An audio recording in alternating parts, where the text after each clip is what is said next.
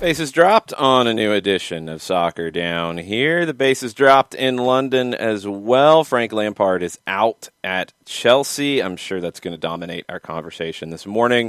If you guys have takes on Lampard being out, if you have takes on who it sounds like the next manager will be, Thomas Tuchel, or anything else in the Chelsea land, go ahead and tweet at us at Soccer Down Here. You can join us on the Twitch pitch, twitch.tv/Soccer Down Here. If you're listening on the app, if you're listening at soccerdownhere.net, and you want to join in on the video hijinks, you can do that over at Twitch.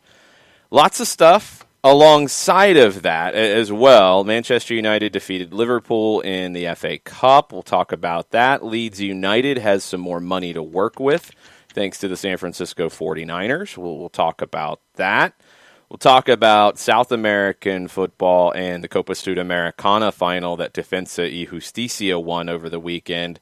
Hernan Crespo wins his first trophy as a manager. Tom Robinson of World Football Index will join us at 10:30 to talk about that, to talk about the Libertadores final this upcoming weekend.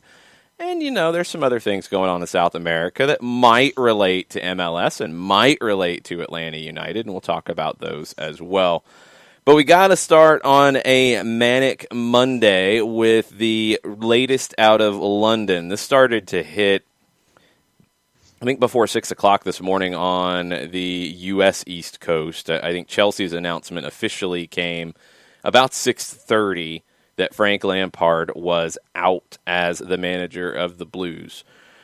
Let's talk about a couple of things from the numbers perspective first, because there's a lot of soap opera drama behind the scenes that we're going to have to get into.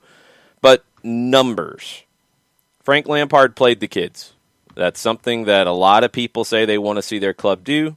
Frank Lampard 100% played the kids. Now, did he have a choice last year? Well, you can debate that. 12,545 minutes of Premier League action to 11 different players aged 21 or younger during his time at Chelsea. More than any other club during the time frame. That's impressive. Defensively, not impressive. 1.35 goals per game in league play, more than any other permanent manager at Chelsea since the Premier League started in '92. Since his first game, August of 2019, when Lampard took over, fifth most points in the Premier League, but fewer than Leicester City by 5. 57 matches. They lost as many league matches as Wolves, 18. They conceded 5 more goals than Burnley, 77-72. Against the teams that finished in the top 6 last season, Chelsea only won 3 times and only got 13 points. That's a problem. That's maybe the one of these numbers that jumps out to me the most. They couldn't beat the big boys. And you can't be a big boy if you can't beat the big boys. Also, they gave up a lot more goals than they should have. And we've talked about XG and how sometimes it can lead you down some roads that maybe don't tell you everything if you look at it over a short period of time. But 77 goals conceded during Lampard's time. The XG of what they should have conceded, according to those analytics, 57.3. 19.7 goal difference. And to take it even further to where it's alarming, 12.5 more than any other club in the period of time. So it's not like, okay, you've had a bunch of clubs that have been either underperforming or outperforming their XGs. Shocking difference. Now, look, Kepa was very poor during this time period. Conceded 12 more goals from shots that he faced on target than you would expect. That's the bulk of it. But that's part of the problem, because when you get into the soap opera aspect of it, and there's a great piece over at The Athletic that you need to dig into if you're a subscriber at The Athletic, where they go all into the burn book. It turns into Mean Girls and Mean Boys on the back end here at Chelsea. You've got all these different little things going on, and to the point that there were some at the club who felt like Frank was being too hard on Kepa and should have put his arm around him and helped rebuild his confidence. And no, like if that was part of the decision to move on, that's bonkers Looney Tunes madness, which it kind of sounds like maybe was going on behind the scenes just a little bit. That one was the one that made me kind of yell when I read it. It's like, really? This is actually part of the storyline? There were issues behind the scenes to the point that it looked like they were talking about what they were going to do at the end of the calendar year. That's over 3 weeks ago. They were figuring out what direction they were going to go. There were some at the club who didn't embrace Frank Lampard coming back in the way that he did. Obviously, he was a favorite of Roman Abramovich. Roman Abramovich issued a statement today. Typically doesn't do that when managers are let go at Chelsea. There's a lot of things that are not typical here with this appointment, with his time, and the way he was let go. That points to the fact that, sure, you can go get Thomas Tuchel. You could have gotten Ralf Rangnick on a interim basis, which it sounds like was offered. Julian Nagelsmann's name has come up. It doesn't sound like that was actually a realistic possibility to get him right now. You can go get whoever you want. You've had plenty of guys before Frank Lampard. None of that changes if you have these issues that are still there with the spending, with the players that are being brought in, with Frank Lampard saying, we need to get Declan Rice, we need to improve defensively, not getting that support. They don't want to have the bad PR of going out and paying to get a player that they had said, we don't rate you when he came out of the academy in Declan Rice. This is a professional football club, and y'all got to grow up. People miss on players. It happens. It's part of life. But go get the player that you want to get if your manager feels like he needs him because he needs a better defense. Well, he did need a better defense. He was right on that. Is that on him? Yeah. He's got to take blame here too. But none of this gets fixed with Frank Lampard leaving, in my opinion.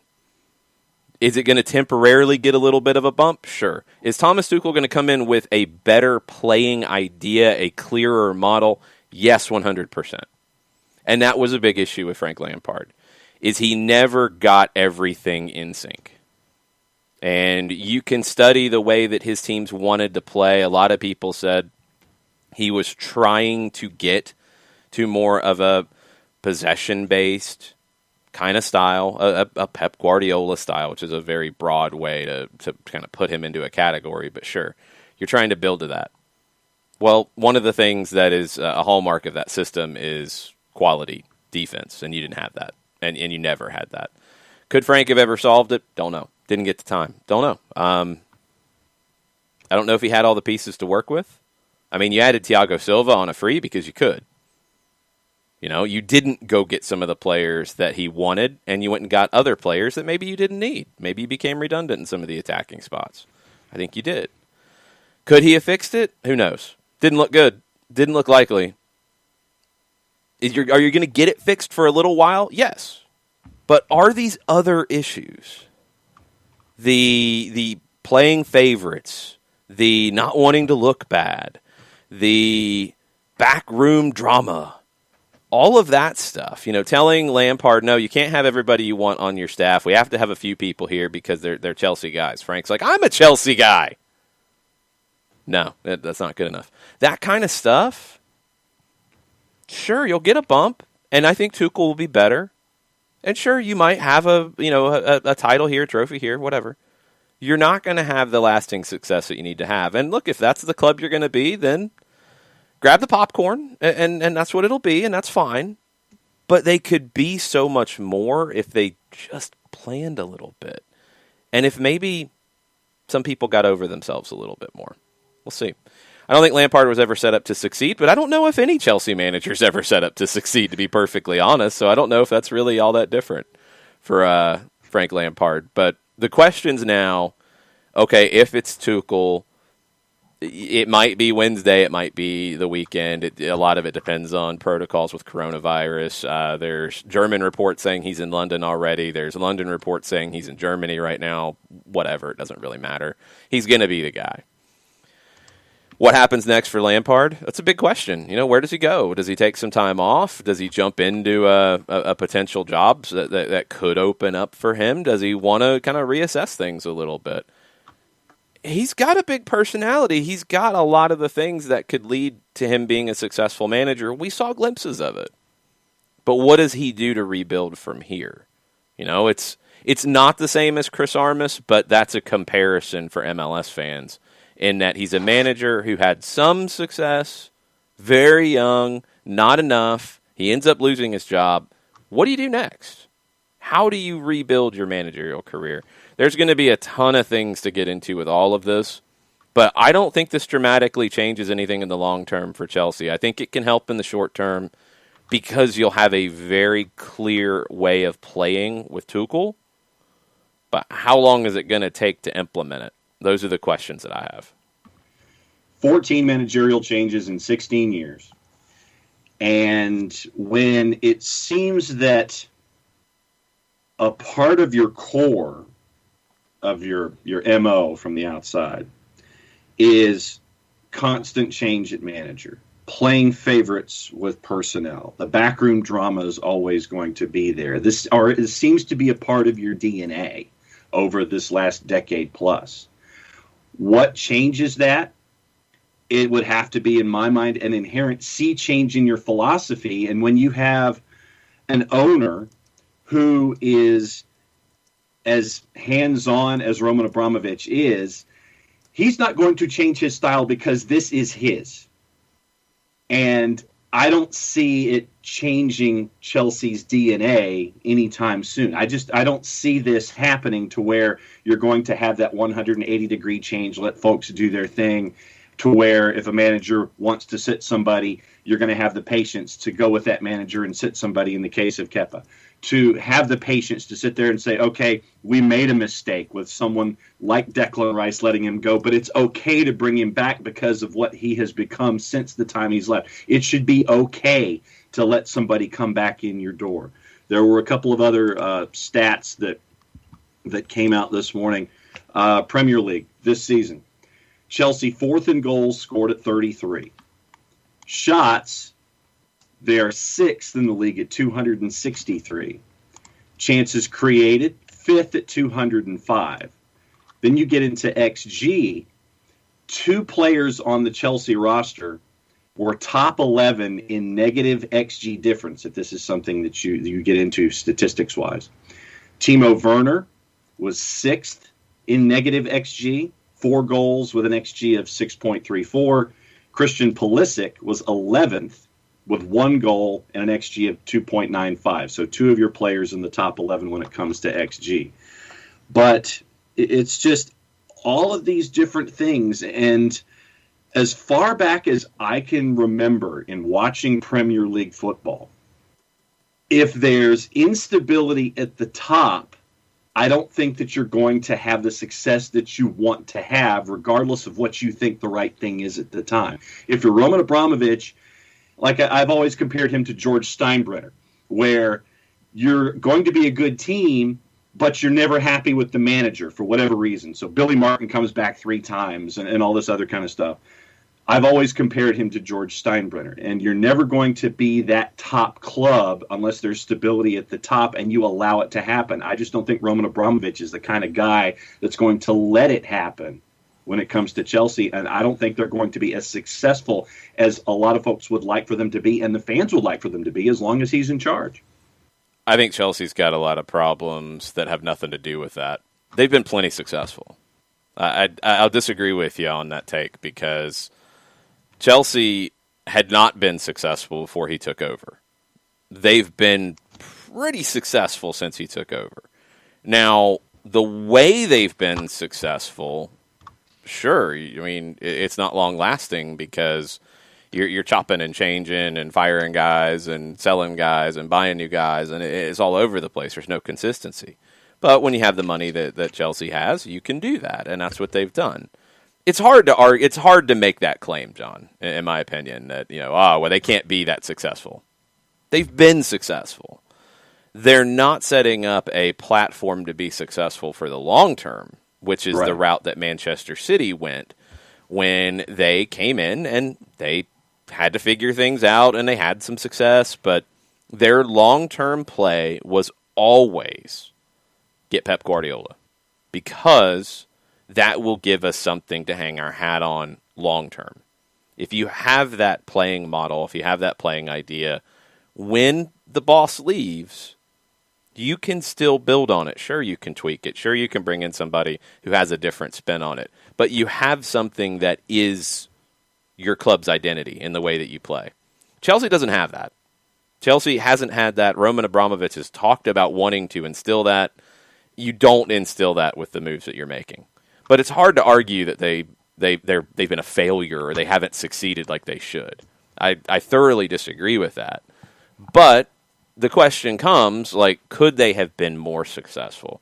Could they have given themselves a platform to be more successful? Because you've got new challenges since Abramovich took over. You know, okay, Arsenal's not what they used to be, but Manchester City is far different than they used to be. Liverpool is different than they were when Abramovich took over. They're more of a big club on the field and off. Manchester United is back to where they were at that point. Leicester's in that mix now. Leicester has established themselves as one of the smaller clubs that has come up and created a method to stay. You've got more competition now. So you've got to have more than just, I can go buy a player. I can go fire this manager and bring in somebody different. You've got to have a little bit more. And are they going to do that? Well, they haven't ever shown that they want to. They've talked about it, but they haven't shown it. Gary Lineker last night, or actually earlier this morning, 3 hours ago, before everything came out, he said, reports that Frank Lampard will be sacked by Chelsea today, utterly ludicrous after his first bad run. It was always going to need time given so many new signings feeling their way into a new club. Patience being a virtue is seldom recognized in this sport. They never learn. Hard to disagree with what Lineker says there. Were there questions about the way things were going? Yes, absolutely. But this is also a team that was in the top spot in the table 6 weeks ago? 7 weeks ago? 7. It doesn't matter. It's all good. Yeah. They're pretty close to now. And they've went on a bad run, yes. Is that how you want to run this? Are you a Brazilian club? Are you going to run it this way, where one little blip and let's change, let's bring in this guy?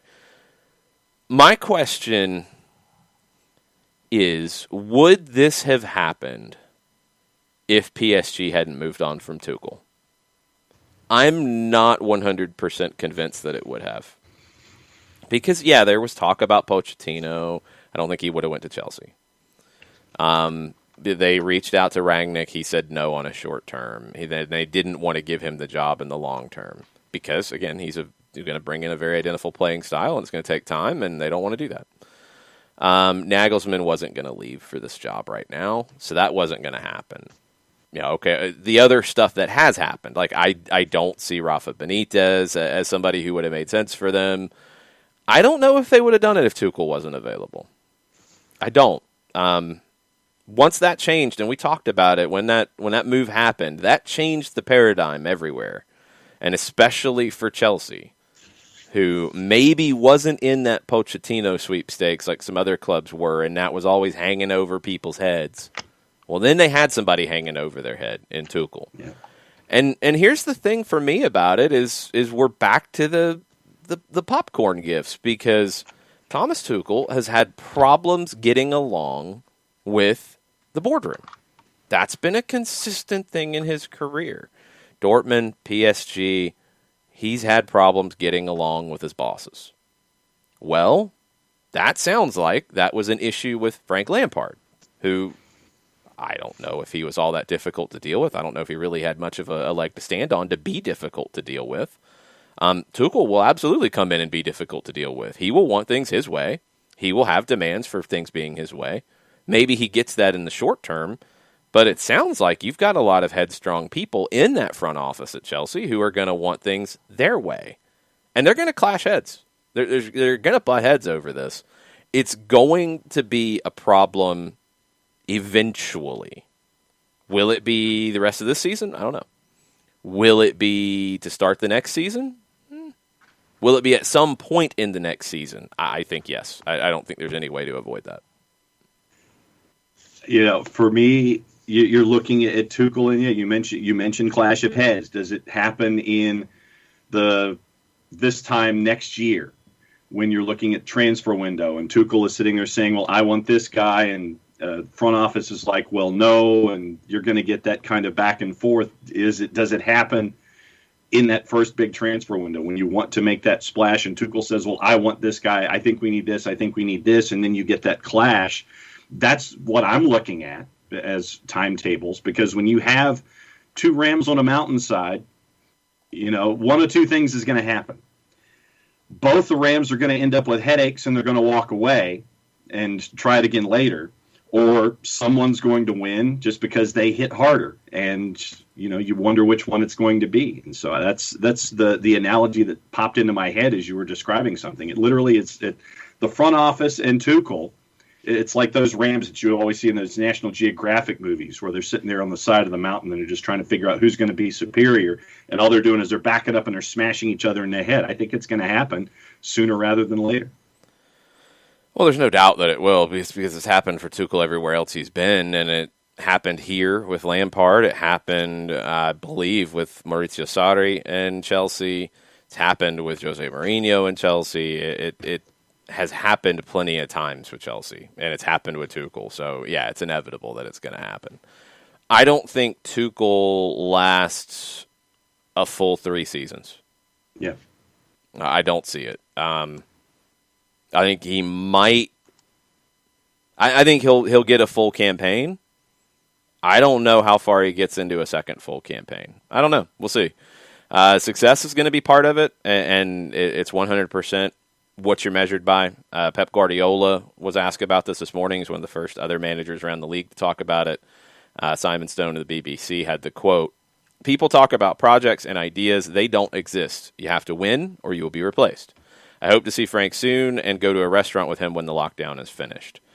Pep's had some kind things to say about Lampard, and I think what he saw him trying to do.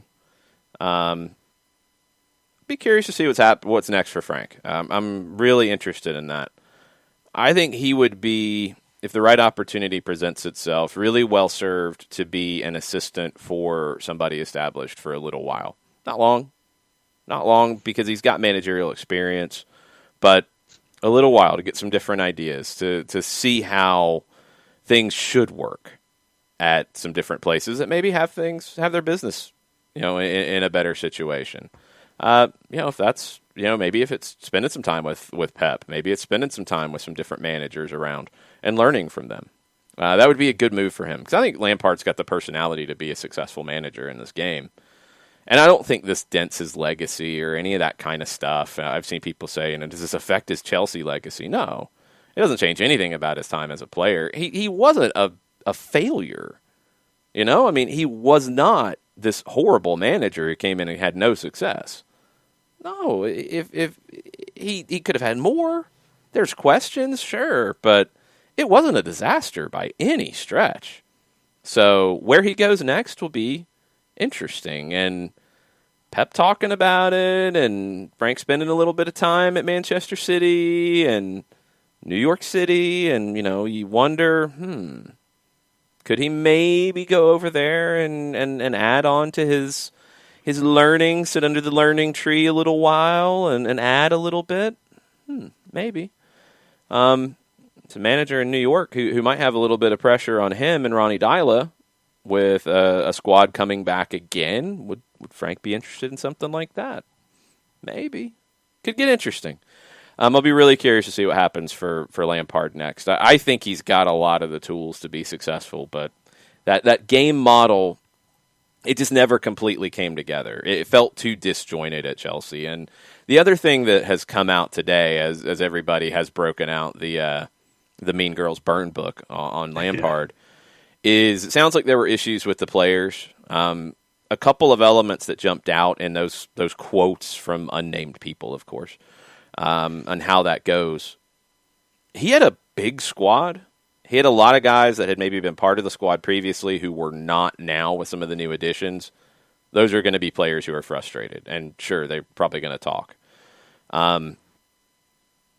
That's nothing new. I don't think that's that big of a deal. There were times where watching Chelsea play, it seemed like the players were not all that motivated. That's a problem.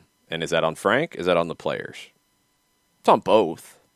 It's not completely on Lampard. It's not completely on the players, but there are some questions there. Did he not build a good enough relationship with the whole squad? Was he unable to because of the size of it and some of the figures who were still in it who obviously weren't going to play and were maybe frustrated? Or did Lampard not do a good enough job? We'll never truly know. We'll see what the reaction is to a new manager. Generally, you can tell some things if there is a big bump in intensity, in that, just fiery attitude from the players. When you see that come out, maybe the players are happy that the old guy's gone. If you don't see that, you can wonder if the players didn't necessarily want the change. So keep an eye on how Chelsea looks. I know, the eye test, but look at it the next couple of games and see, is there a change in the way they look? Not philosophy, not tactics, but just the way it looks on the field. Because there were times where it looked like the players knew that Lampard was going to go. And maybe they did. I mean, if this was going on for about a month, then, well, yeah, maybe that's the case. Maybe some players did give up on him. That's something that can't happen, and Lampard's got to find a way to avoid that in the future. He's got to build out that game idea. He'll be back. He'll be in a big job, in my opinion. He's too big of a personality not to be. I want to see what he does between now and then to be in a better position to succeed. And I mean, Chelsea's just going to be Chelsea. Nothing's going to change. Tuchel's going to come in, and he will fight with the boardroom. He will. There's just no way around it. He's fought everywhere he's been with the boardroom. He's going to do that here. Chelsea's had issues fighting with managers. That's not going to change. How long does it take? And do they win trophies before that happens? We'll have to wait and see. I like your shot about City Football Group and giving Lampard a place to land. I mean, everybody, it's like there's this narrative out there that Frank Lampard absolutely sucked in his time as Chelsea manager. I mean, under a transfer ban, he played a lot of young kids, Mason Mount, Tammy Abraham, the top two examples off the top of my head. And I think he finished fourth in the Premier League with a squad where you're playing with a lot of young kids.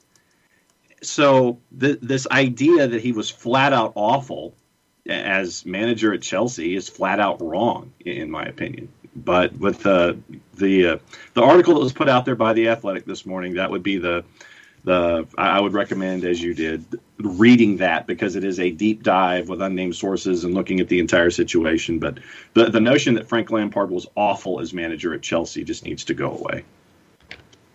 When you pull some of the tweets and stuff, we'll get into those here in just a second. Jason Nix with a question. I'll be honest, not that familiar with Tuchel. What can Chelsea fans expect from him tactically and in terms of playing the kids? Playing the kids, Tuchel's not there to play the kids. Will he play young players if they're ready? Yes. But he's not there just to play the kids. And I don't think that's honestly what Chelsea wants to do. Frank did it because he had to a degree. I also think it's the way Lampard sees the game. I don't think that was a mandate from Chelsea or anything like that. So they've got so many players that I don't know if they're going to be able to have that mandate. The basics on Tuchel. He's a positional play guy. He absolutely believes in the gegenpressing. He was at Dortmund and had success, and we know how I think people expect Borussia Dortmund to play. You didn't see as much of that at PSG because of the players you had, although you did see maybe a little bit more positional play and less of the gegenpressing, but it was still there. Chelsea, I want to see what he does when he comes in. He's not rigid in his model, I think, is maybe the most important part. And for a club like Chelsea, for these big, big clubs, you need managers, in my opinion, who are not super rigid. And people will say that, well, Jurgen Klopp's rigid or Pep Guardiola's rigid. I don't think they are, actually.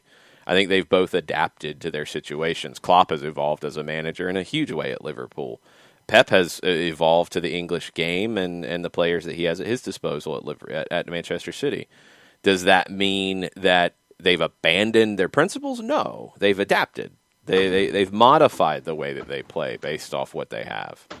So how quickly can Tuchel come in and instill changes? I think he'll be able to do it fairly quickly. I would be blown away if he has not been paying very close attention to Chelsea since he left PSG. The reports were almost immediate that was the job he wanted, and that was when things were starting to go sideways for Lampard. So I think he's going to come in with a pretty good understanding of what he has to work with. You know, he played at times at PSG kind of a 4-4-2 empty bucket, which you don't normally associate with him. But when you're trying to get an Mbappe, an Icardi, or Cavani, or Neymar, Di Maria into the team, you've got to find a way to make that fit. So he will adapt to what he thinks is the best team he has at Chelsea. Now, a lot of American fans have asked, what about Christian Pulisic? Well, Pulisic played for Tuchel at Dortmund, so that's going to help Christian Pulisic. I think it's going to help him a lot in the short term, because he's going to be a player that Tuchel will, I think, come in and say, he's going to understand what I want. Great. He's going to be a focal point here. So how he gets the most out of Timo Werner, how he gets the most out of Kai Havertz, those are probably the biggest questions for Tuchel at Chelsea. And I would assume it was a big part of the conversation of, we've invested a lot of money in these two guys. What are you going to do to get them going? And he probably had to present those ideas, and I would assume, just based off the fact that he's going to get the job, that they like those ideas. So I want to see what he does. I don't think it's this rigid thing that, okay, Tuchel played this way at Dortmund, so he's going to come in and play this way at Chelsea.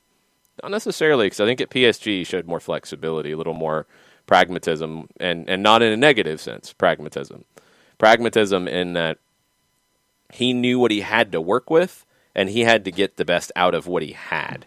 You're not going to get Neymar, you're not going to get Cavani at that point. You're not going to get Di Maria chasing all over the field like maybe his young Dortmund teams did. So you've got to play a style and a system that adapts to the players you have without abandoning your principles. So what he does at Chelsea, he's got a younger group.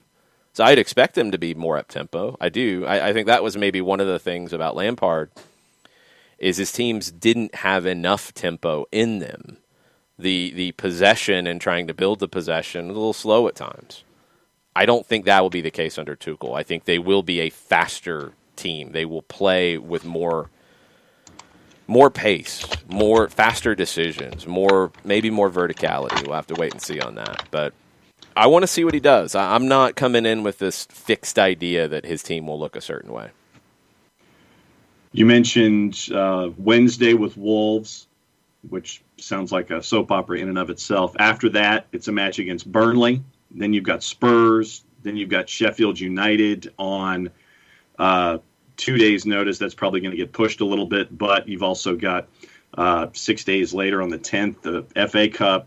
Then you've got Newcastle and Southampton. So there's some room for Tuchel with teams that you should be getting full points against to get things squared away before you get into Champions League in late February. Oh, that's what we said. Like, we thought that if Lampard gets the time, and look, maybe this is why they made the decision when they did, you had winnable games coming up. Now, I thought that bar maybe changed a little bit, that Lampard was going to need 5 of his next 6 to be wins, or he'd be gone. 5 of the next 6 to be wins is not a crazy thought with the next 6 games. So maybe they were like, you know what? Now's a good time to get somebody in, because they're going to have some games that are winnable. And we don't get a run going for Lampard when we've already made an internal decision to move on. And it sounds like some of the things we're hearing about the backroom conversations, that decision was made a long time ago. They were waiting for the opportunity to do it, which is a shame, because I don't think they truly gave Lampard the proper amount of time with the group that they brought in this year to have it gel. I don't think they did. So when the first time that there was a bump in the road came, they hit the eject button on the manager, and that's a little harsh. Let's see what Tuchel can do, because he's got a lot of talent to work with, and see if he can get more out of it. But maybe Lampard would have done that if they'd had a little bit of patience. Then after that stretch to get to Champions League, here's the next couple of weeks after that. You've got Atletico Madrid, leg 1, February 23rd. You come back into Premier League play, Manchester United, Everton, Leeds. Then you've got the second leg with Atletico Madrid mid-March. Then a couple days later, Liverpool. And then you've got some more manageable games after that. So there's this early set where Tuchel can get comfortable and get everything in place, and you anticipate some positive results. Then that next group of 5 is some true challenges before you get out of that, and then you finish up in the Premier League and continue in Champions League, hopefully. What are the takes on the Twitters? Takes on the Twitters are about things other than Chelsea. So when we get into other topics, Topka has some stuff about the Nobody said anything about Chelsea. Nope. Are you looking actually back, like, to when this news was starting to happen? Because I know it's there. Well, it also might help if I was looking at the show's Twitter instead of my own.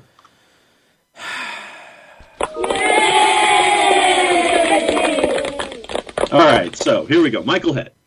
As a Blues fan, I must say I knew this day would come as soon as the club appointed Frank. With just 1 year of experience, this was to be expected. Kepa really hurt him, but so has Werner and Kai. Too much of a mid-match in the attack. I'm guessing it's a mismatch in the attack. Too many uber high-priced assets. I mean, the last part, no, you want that. Maybe too many redundant pieces in the attack. I'm cool with that. You needed more defensive help, and Kepa. I mean, yeah, Kepa's performances really hurt Lampard. Mm-hmm.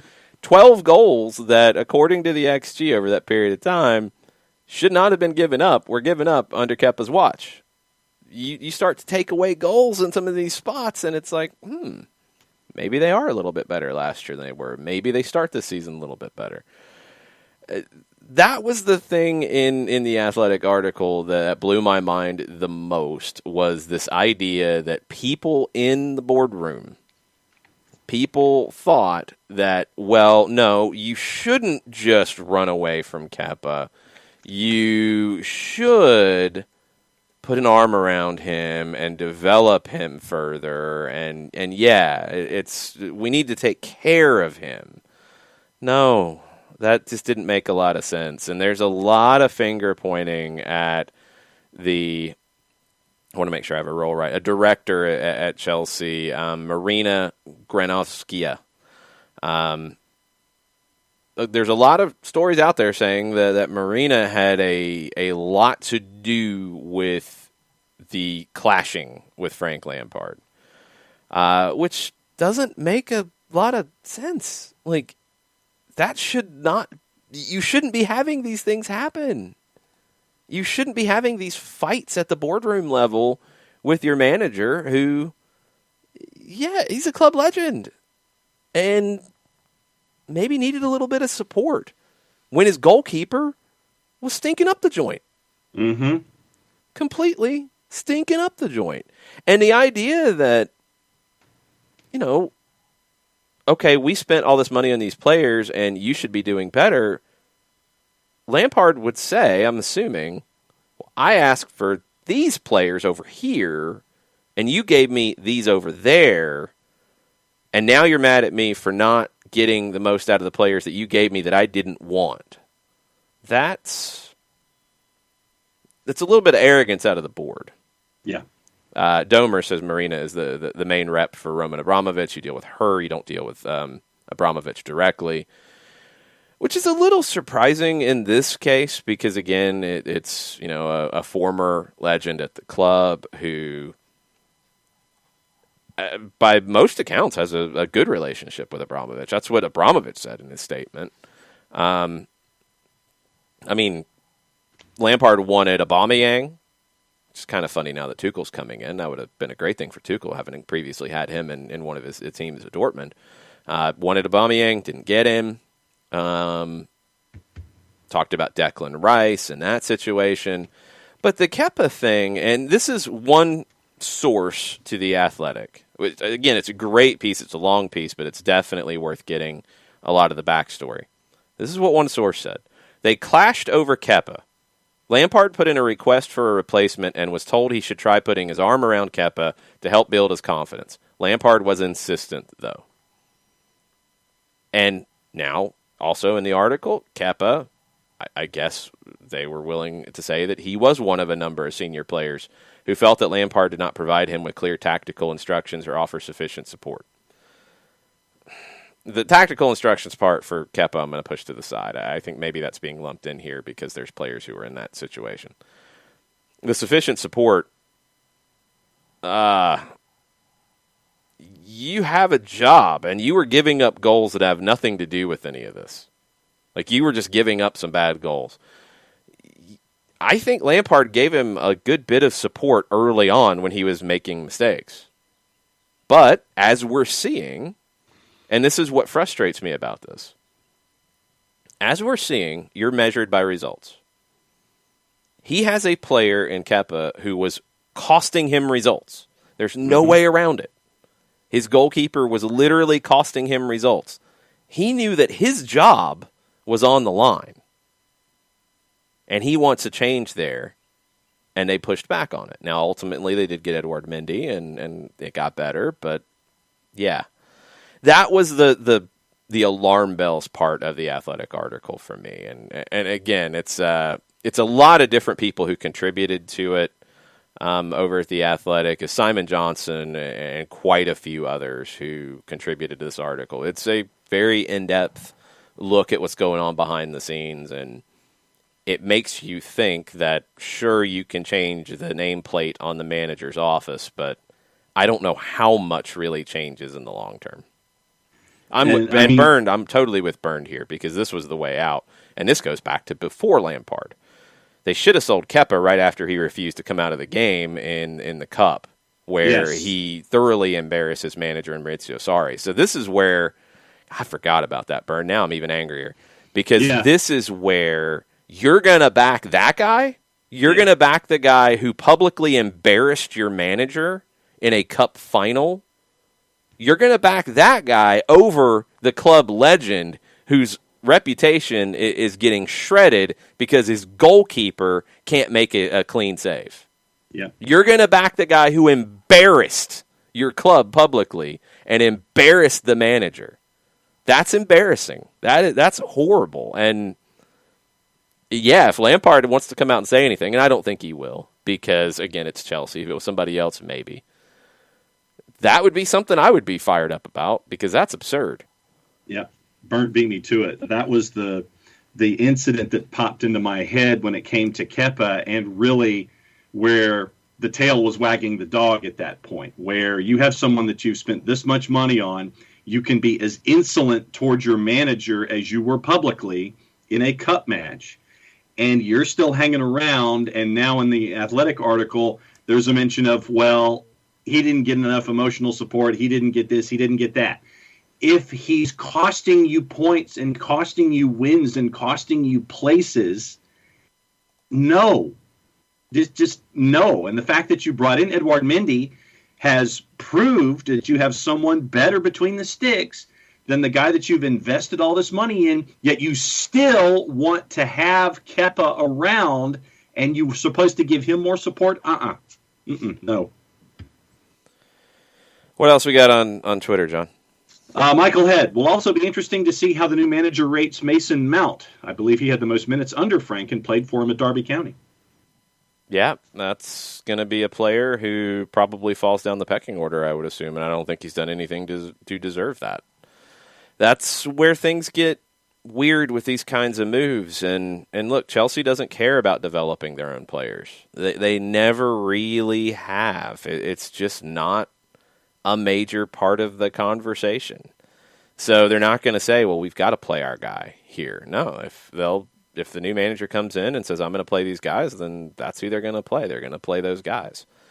You know, let's look at Chelsea real quick and best players of the season. I think Mason Mount is he's number 2 in terms of rating. He's number 1 of the regular players because Antonio Rudiger's barely played. he's the top performer for Chelsea this season. He should be playing plenty. But, yeah, if the new manager comes in and wants different things, he's going to want different things. I have no idea. I think there's a lot of things that Frank did well at Chelsea. And, they were in a position that it's not that long ago they were at the top of the table. It has fallen apart. There have been some bad results. There's obviously some things going on behind the scenes, too. I think there was more to a lot of this stuff that is now starting to come to light, and we'll hear more about it.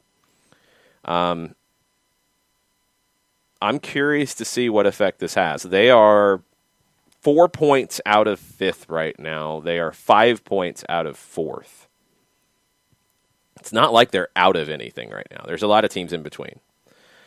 I would like to know, as J-Dub Parker asks, what are the Chelsea fans saying about this? Are they happy about it? I have seen quite a few upset fans about it. I've seen some who were calling for it too, because it was the same thing that happened to Sarri, but it's different here because it is a club legend. I thought the way the media and some of the fan base turned on Maurizio Sarri was awful. It was kind of embarrassing. People were talking about him like he didn't know what he was doing. And again, he had an idea of a style of play that he was bound and determined to try to build, and he didn't get time to do it. And he had some players who didn't buy into it. That's to a large extent on the players. And that's part of the issue here is, sure, you had players sniping in the background, it sounds like, at Chelsea, and you had players that maybe didn't want to see Frank Lampard succeed. So when things turn south a little bit, those become the louder voices because you're losing. And it can lead you to make snap decisions. I'm not convinced that 19 games into next season, Chelsea will be in a much better position. I'm not convinced of that. Tuchel has more experience in installing a style of play. There's no way around it. But he also has a lot of experience in fighting with his bosses. And Chelsea is a club that has a lot of history of fighting with their managers.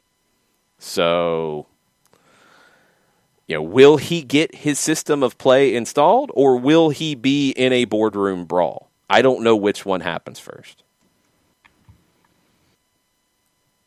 If I said the latter, sadly, it wouldn't be a surprise. Well, no, neither one's a surprise. Don't act like that. That's what I'm just saying. He fights. Tuchel fights with everybody, and Chelsea fights with their managers. So no, there's no surprise with that.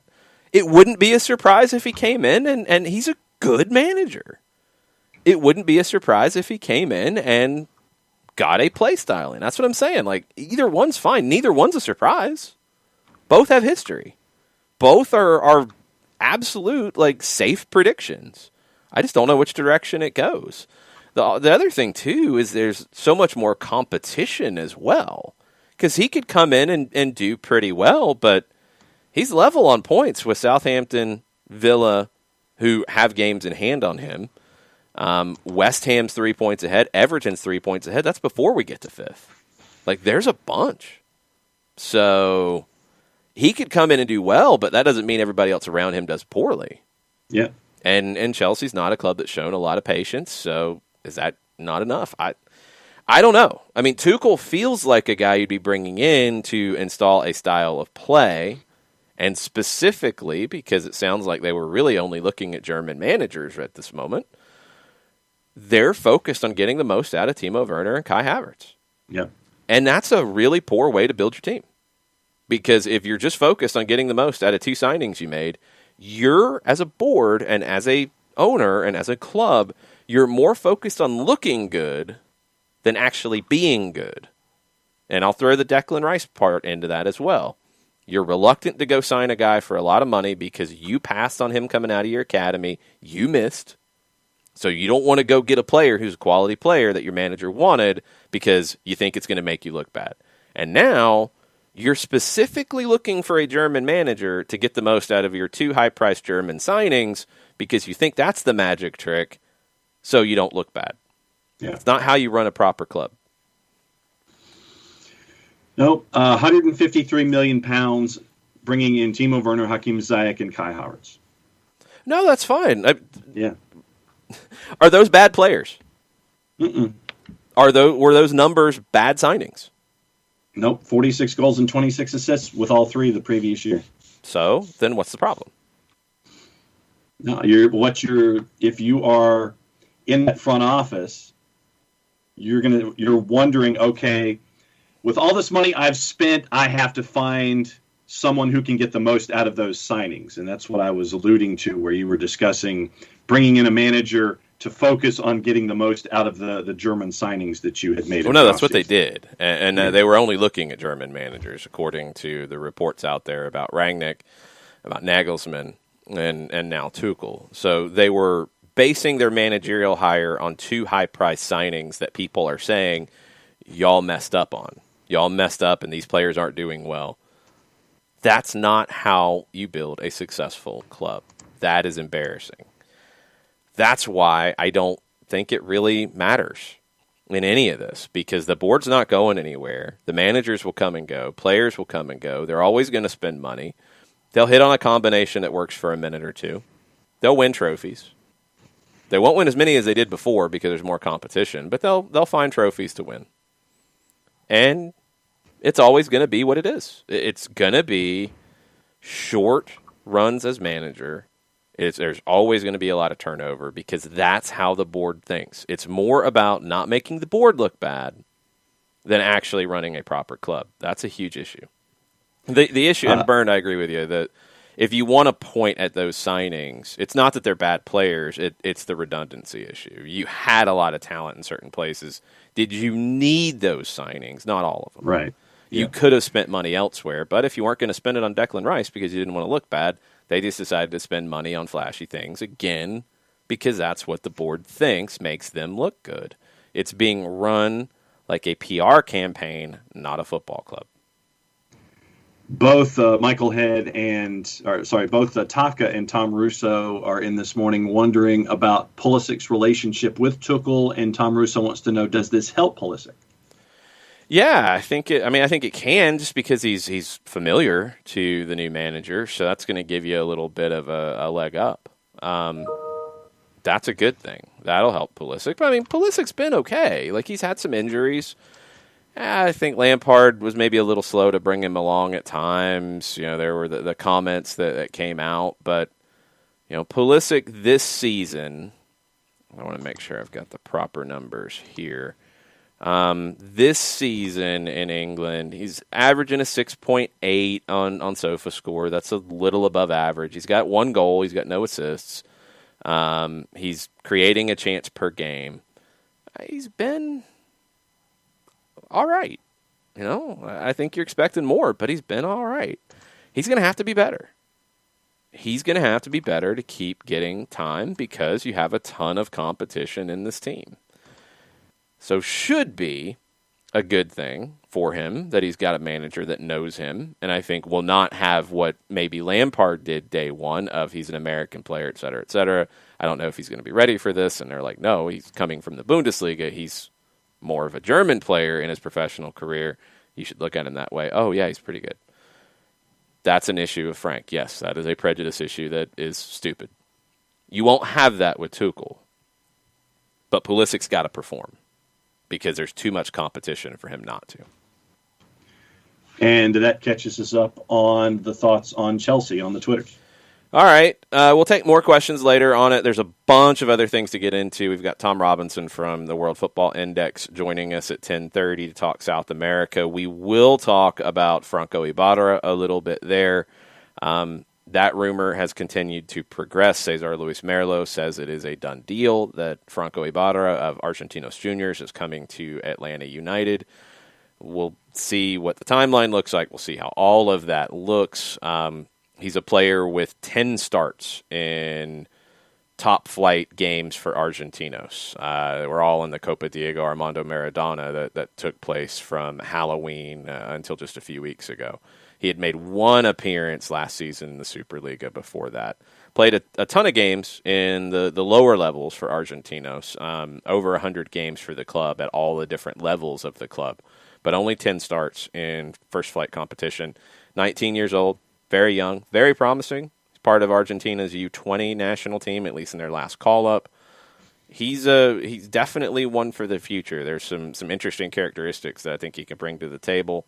We'll see if Tom has any insight there, but we'll talk a lot about Sudamericana final that Defensa Justicia won over the weekend. We'll talk about the Copa Libertadores final that's coming up this weekend, an all-Brazilian affair, and anything else South American stuff that comes up.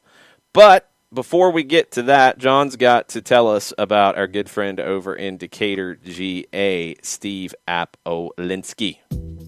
Apolinsky and Associates, LLC, proud supporters of everything soccer down here in the SDH network. For wrongful death and serious injury matters, there's only one place that you need to go to get your questions answered, and it is Apolinsky and Associates, LLC. How do you get your questions answered, you may ask? A couple different ways that you can do it.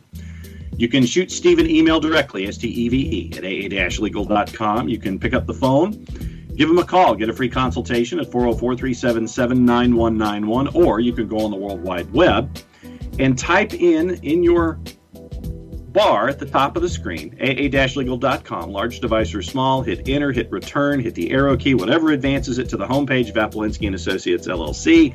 And a pop-up window pops up low right-hand corner, because that's what pop-up windows do. They pop up 24/7, 365 and a quarter. Thank you, Chris Hutchison. And you can get your questions answered there, regardless of the size of the device that you are accessing at that particular given time. Over 30 years of experience, over $40 million in judgments for their clients in Georgia and Alabama, recognized as Legal Elite by Georgia Trend Magazine for being one of the top 100 firms in this here state of Georgia. For wrongful death and serious injury matters, it is Apolinsky and Associates, LLC. The website is aa-legal.com.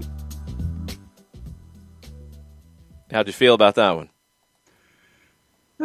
65. Couldn't dance to it, though. You know, nobody understands that reference anymore, John. It's an American Bandstand Rate a Record reference. No, I feel like I need to post a Nelson annotated at the end of the show. I've talked about that for years, and you haven't.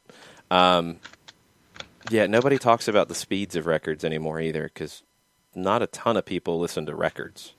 So. Oh, no. Rate a Record was basically two kids come up to Dick Clark, and they listen to the song, and it's one of the singles. Sorry, you're changing your reference. My bad. You've previously used the speed of the record as part of this. My bad. And then it was either from a 50 to a 100, and then Dick Clark would ask the kids why they rated the record thusly, and that's where the Rate a Record thing comes in. Basically, 65 that you can't dance to is something that's kind of average, and that was something that was kind of what the kids talked about back then. When was back then? Whenever American Bandstand was on the air with Dick Clark. Which was? Not a year ago. No. Let's see. So from 1952 to 1989. Yeah. Can we update the references, maybe? Well, is there a show that gives you Rate a Record stuff other than American Bandstand? No, there's not. I give up. All right, the ratings. -1 so fast out of the gate. -1 stumbled on the bar. -1 size comment. Average performance 5.7. It's not a task bar. What is it? What? What's the bar that you write into? What's the name of it? Search bar? Search bar? Task bar? It's not a task bar. It's a search bar. Okay, so the search bar, and that's where I stumbled. I admit to that. Okay. 7, disable your pop-up blocker, people. As an IT guy, this drives me crazy when people say sites are broken. That's from Fender. 4, I understood the reference, Hutcho and Chiefs Coach Steve. Don't get me wrong, I understood the reference. I'm just saying maybe it's a little bit outdated, and we should try to have references that are at least from the 21st century. Maybe. It's a crazy idea. Maybe. I don't know. 4.8. 8.25. Was fast, but didn't stumble. There was a little bit of a stumble. 8 out of 10. Pretty solid. 6.8. 5.1. 4.5. 6.2. 7. It wasn't as bad as I was expecting. 5. Good to know. Yeah, there you go. 7.5. Coffee out of 10. Modiflow needs more coffee. Yes. 6.5. You forgot what the address bar was, according to this. The address bar. Thank you. Search bar, address bar are definite different things that people are calling it. I would have thought search bar, but a bit lacking in energy, same as the Buffalo Bills defense last night, 6.5. Oh. Yeah, that's about right. Yeah. Except with 3 minutes to go when everything went sideways for them, and you got like the 9 penalties on the Bills' offensive line. We're talking about the defense. Yeah, they had issues. Yes. Oh, and you want to know the lacking of energy for those watching on the Twitch pitch? Sure. Here's the reason why. It is I hold in my hand alkaline spring water. You're drinking instead of the alkaline spring water? Yeah, because I have my yearly physical at 3:00 this afternoon, and so there's that 6-hour period where you can't eat anything and you can't drink anything that has caffeine in it, and so I am relegated as of the show start this morning to drinking water, and this was the fastest water that I could grab, the water that I could grab the fastest. How to say it? Fast water? Fast water! No, this was the closest water that I had to Office HD, and so I'm having to nurse this until 3:00. So I'm not happy about it. Good times. Oh, yeah. Earlier this morning, Gabriel Heinze arrived in Atlanta, so he is in town now, feet are on the ground in Atlanta, GA. So he will be getting started, at least at the offices here very soon, or his work from home space. We'll see how all that goes. Interview that I've not had a chance to dig into just yet. It's at La Nacion in Argentina. Dirty South Soccer has their takes on some of the translated stuff. I'll jump into it a little bit more. One of the big headlines out of it was that he said it was a long process, and that's been echoed by Darren Eales and Carlos Bocanegra about this. Atlanta United submitted a proposal to Gabriel Heinze. He said he needed some time. He also had some things he needed to work out as well. He wanted to properly analyze it. They said okay, and to maybe some of the people who were like, why aren't we hearing about managerial search? Why aren't we hearing about rumors? Both sides agreed not to seriously consider anything else until Heinze said no or yes. They weren't going to move in a different direction while this was being considered. That's really interesting. I mean, that's not something you typically hear about. Now, the way and the timing of how everything worked out allowed Atlanta United to do that because you had somebody in place in Stephen Glass who was known to the club. The club knew him. He knew the situation. He was kind of clearing the decks and getting things back to basics while you were preparing somebody else coming in. Heinze, reportedly there had been rumors about Palmeiras in Brazil, and maybe those weren't actually as accurate as they were reported at the time. If Heinze wasn't looking at other jobs at this time, he wanted to make sure that this was the job he wanted. The club wanted to make sure that he wanted the job, and they ultimately came to the agreement that that was the direction they would go. So that's maybe the number one headline out of the article. I'll dig into it a little bit deeper with some of the translation. We'll talk more about it tomorrow, but that's at La Nacion. You can do, a Google Translate. You want to make sure that you're getting the feel of it as well, and sometimes you can lose that. So there will be plenty of discussion around it. There was plenty of excitement in not just Atlanta about Heinze arriving and the club tweeting that out, but also all over Argentina as well. A lot of outlets who cover the Argentine game have talked about it. It was on TIC this morning on Sportia. The Newell's contingent is very excited about this. They'll be following very closely. There will be a lot more talk about Atlanta United in South America because of this appointment. There'll be a lot more analysis of Atlanta United in South America because of this appointment. So it'll be very, very interesting to follow this season because you're going to have a lot of different voices talking about Atlanta United. Yeah, here's and this is once again translated, the paragraph that you were discussing. He says, I did not have many proposals beyond what has come out. It's very simple. 3 months ago, I had a first chat with these people, and then I didn't want to analyze the option because I had other personal things to solve. And they, very respectful, decided to give me that time. Then I gave them my word to start analyzing the proposal, and they gave me time. They told me that until I told them no, they weren't going to look for another coach. I also promised not to listen to another offer. I do not have the ability to analyze two projects at the same time. We began to talk, to have a back and forth, and things lined up. After a month of hard work, we made the decision with the coaching staff. It will be a place where they will allow us to work. All the tools they have given me are very good, and I'm very excited. Yep. I mean, it's the kind of job that he wants, because he is a guy who, Pep said earlier today, talking about Lampard, there are not such things as projects and these kinds of things. There are. Their results will be needed. And that's definitely something that I think needs to be understood. And I don't know where that shift has happened for some people. He will need results. How fast will he need results? He's not going to need results day one. He's not going to need results, I don't think, year one. But he will be, as all managers are, judged by results. And by the results that are expected at the club that he is at. Vélez had different expectations than Atlanta United. Vélez was not a club that was expecting to win every trophy in Argentina. Atlanta United is expecting to win trophies in MLS and in the U.S. Open Cup, potentially in CONCACAF. That's the ambition. That's the expectation. I think it's reasonable in that, again, there's not this expectation that it is do not lose a game year one. No, that's crazy talk.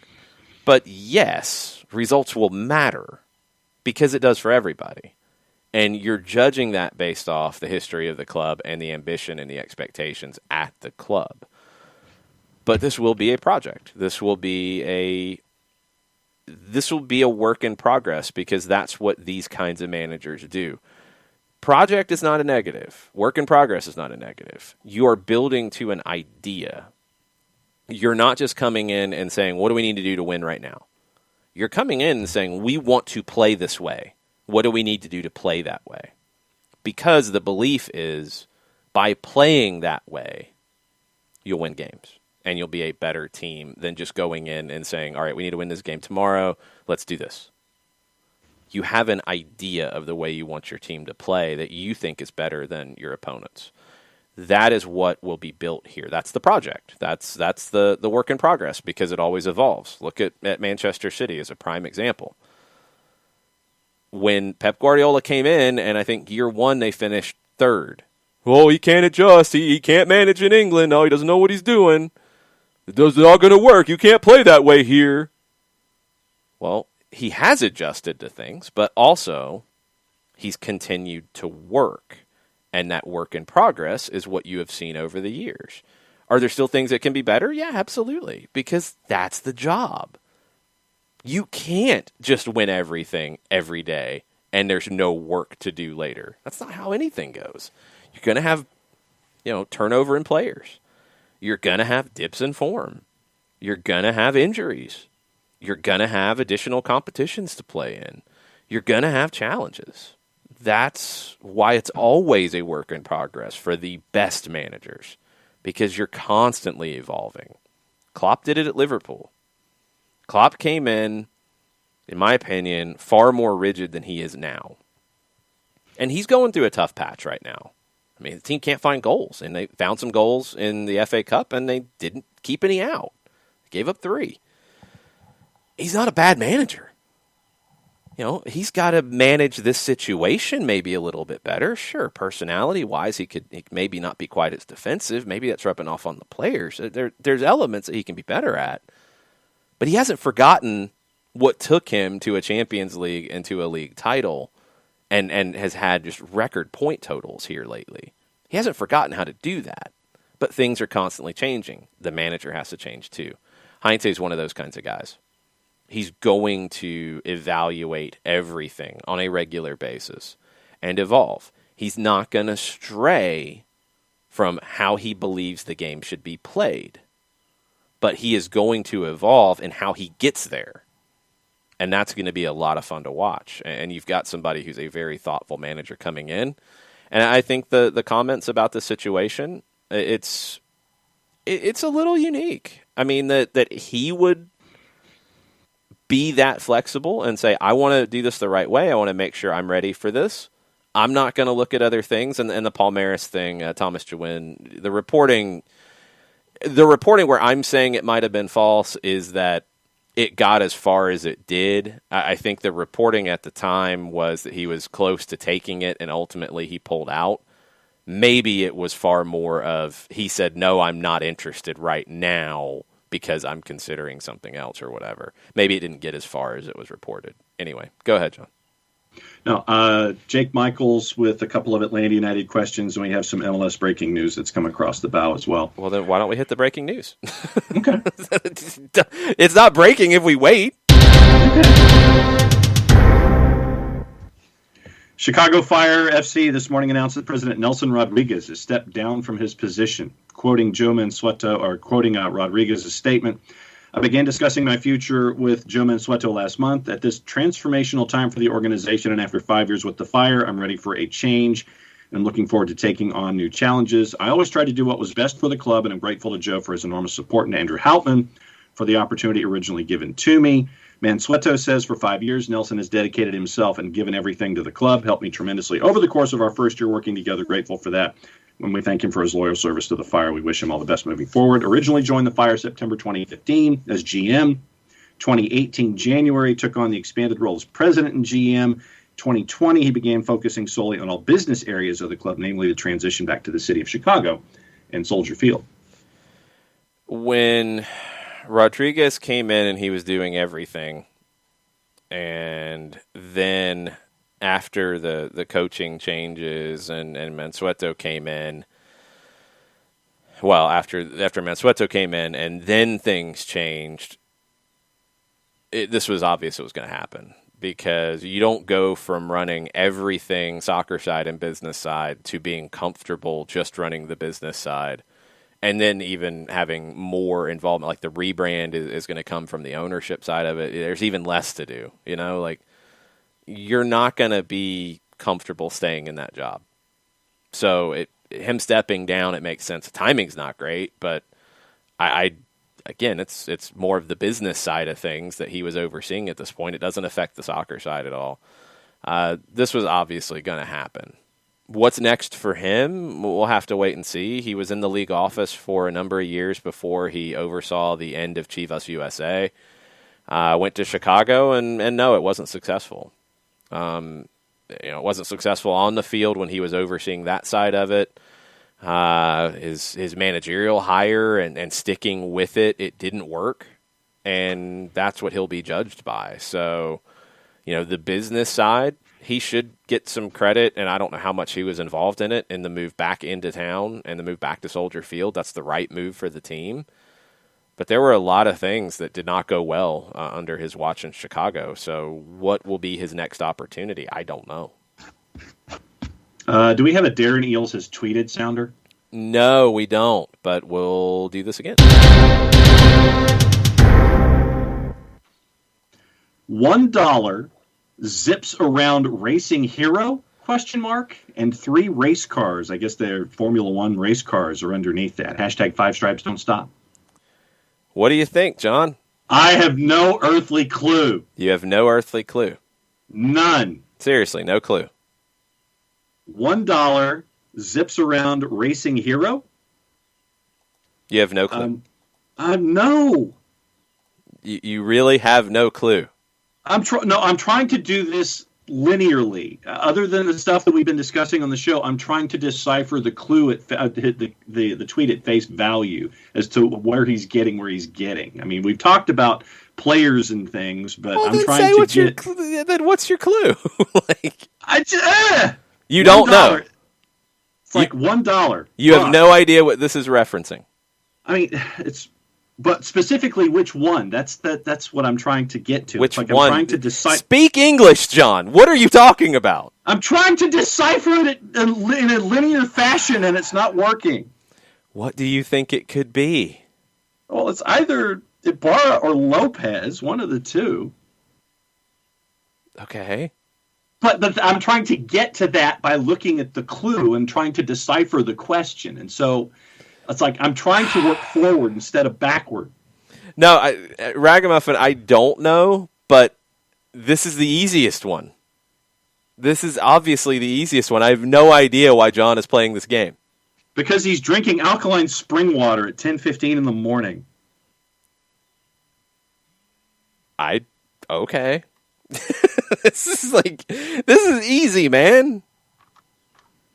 This is very, very easy. Then probably that's why, because I'm thinking too much and trying to decipher it, and my head is starting to hurt. Very, very easy. All right. Who is the racing hero? See, but asking me that, it's like what? Lewis Hamilton? Cole Trickle? I mean, what are we getting to here? Oh, no, he just didn't. Speed Racer? Do it live. I'll write it and we'll do it live. Thanks, Bill. You still don't know? No! I'm completely dead. Do you know now? Yeah. No! Drum roll? Thought you might figure it out quickly. No! I'm naturally dense this morning. Naturally? Naturally. I'm always dense in the morning. I'm just blown away. All right, well, lay it out for me since I'm drinking water. Who is the racing hero who has been linked to Atlanta United? Oh, see. See, but you say racing, not Rossing. Because, yes. See, God, when I take something... See, I'm a literal person. For those of you that haven't quite... I'm usually not good at these things. And this one, it's like, oh, okay. But you said, but it's racing. And for me, I'm thinking racing. It's and I'm spelled like, the same way. But it's pronounced different. Just because the A is an ah, it's not that hard. I see the race cars, and I'm like, okay, so racing, Formula One, IndyCar. It's just We talking about practice, not a game. We talking about practice, man. I mean, how silly is that? John needs some practice on this for sure. Yeah, and apparently Tofka didn't have a clue either. Man, this one was easy to me, and I did not know anything. This one was the easiest one for me because it's like, oh, okay, cool. So, generally, these things happen at the top or bottom of the next time frame when these tweets happen. So I think it's probably safe to assume there will be some kind of an announcement very, very shortly. And yeah, I think it's a safe assumption that it would be one of the rumored players that would be rumored to be joining Atlanta United, who previously played at Racing Club in Argentina, and that would be Lisandro Lopez. Yes. Again, on the reporting that is out there. Man, John, whoa, I'm very disappointed. As I said, I'm a very literal person, and I'm looking at Formula One cars, and I'm looking at racing, and I'm going racing. Why would that have anything to do with anything? I don't think you have the facilities for that, big man. Not a stretch or a shock. Yeah. Anyway, the reporting that had previously been out there about Lisandro Lopez. First of all, he has left Racing in Argentina. He will be 38 in a few weeks. He is 37 now. He scored 17 goals a couple of seasons ago when Racing won the title. He's maybe their most important player of the last decade. Had been there since returning from Europe a few years ago. The reporting was also that it would be on a senior minimum contract. That was from Felipe Cardenas of The Athletic. Not a TAM deal. I do not know who started that rumor and where it came from. It never made any sense to begin with. It has been refuted by Felipe in his reporting that it would be a senior minimum. Is that a pay cut? I have no idea, Jason Nix. I don't know what the salaries are in Argentina. That stuff doesn't really come out publicly. I would say probably, but he's also at a point. There's a couple things that you need to understand here about the current situation at Racing. you had the sporting director leave, or he announced he was leaving. He was asked to stay on while they were still in the Copa Libertadores. You had then the rumor start about the manager that he had hired, Sebastian Becasese, also leaving or getting fired or leaving on his own volition. That was all going round and round and round while they were in the Copa Libertadores. There were reports that at their last match in the Libertadores, I believe it was at home, that the sporting director, Diego Milito, who has moved on, got into an argument with the club's president in front of the players before the second leg of the series, which didn't really help, and the team looked very poor in this match. They ended up getting eliminated. Sebastian Becasese announced he was leaving afterwards. He's looking on at all this. It's a crazy mess, okay? Lopez is towards the end of his career. Racing's going to go through a rebuild of some sort. He wanted to leave. And that had been out there for a little while. So he left. He gave his goodbyes press conference at Racing because he is a legend there, a hero, if you will, at Racing. And he announced his departure. Now, previous to that, there were reports that it was Atlanta United is where he would be going. And he did not say that was the case. I don't think he mentioned Atlanta United specifically in that media availability. He said that would be coming later, which it should. It was not the time for it. That was his goodbye to the Racing supporters, to the club that developed him, and then he came back to and had a ton of success with. So, coming here, and the reporting that was coming out around that time was that he would be coming with his family. Just had a daughter here recently. His wife is the daughter of the president at Racing, so it kind of helps navigate all this stuff. That this is kind of a long-term thing. He's creating a new life for himself.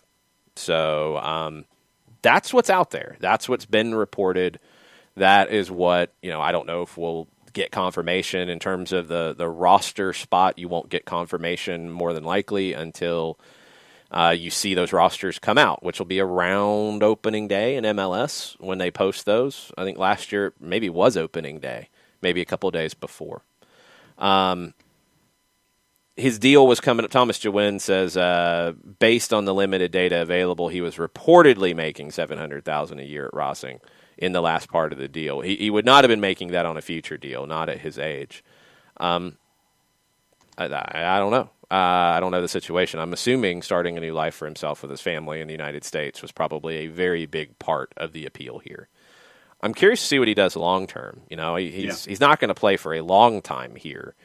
But could he become somebody who joins a coaching staff? Could he become somebody who joins the academy? Could he be somebody who wants to go into the coaching side of it? Don't know. I don't think he's ever really had those conversations just yet. So that's the situation. Waiting on an official announcement here. It should be coming at any time. He would take up an international slot, yes, but he would not be taking up a senior roster slot, according to the reporting that's out there. That he would be on the supplemental roster as a senior supplemental salary player. But he would take up an international slot, yes. And Thomas also puts the math together, and $1 zips is an anagram for Lisandro Lopez. Oh, there you go. I'm horrible with anagrams. I have no help with anagrams. This just a racing hero is what immediately I'm like, oh, okay, cool. Walchara says, is that good value? I mean, look, he's a 37-year-old, about to be 38-year-old player. You don't know what the value will be. There's just no way you can quantify that. This is a very unique kind of signing. This is a player who, doesn't have a lot longer in his career. This is a player who has an incredible pedigree, a leader. He was the captain at Racing.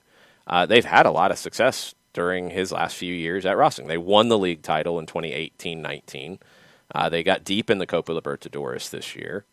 He scored a ton of goals. I mean, again, 17 goals in that title-winning campaign in 2018-19. This is a guy who's still got things to give. This guy was playing in the Libertadores, a few weeks ago. So is he going to be able to do that in 5 years? Probably not. Is he going to be able to do that for a year? Yeah, I would think. And he's not going to be asked to be a starter here, I wouldn't expect, unless he shows that he is that starter. He's going to be a guy who can spell Joseph Martinez. Joseph's coming back from a knee injury. This gives you a little more flexibility and giving him more time because you have a player who can step right in. Will he be able to play with the tempo that Gabriel Heinze wants? I would assume that Gabriel Heinze probably, was a big part of the attraction here. So, Lisandro Lopez would probably assume that he can do that. He can play out wide too. He can play wide in the 4-3-3 and contribute in that way as well. So, there's just no way to know. There's no way to know because this is a very unique kind of signing. To get a player with his pedigree on a senior minimum deal and have him on the supplemental roster, that part is good value. The performance, we don't know because it's always hard to quantify when you get to this age. How much you have, how long you're going to have, what you have. That part we're not sure. Michael Head says, not to be critical, but this Racing player signing does not fight the retirement league narrative.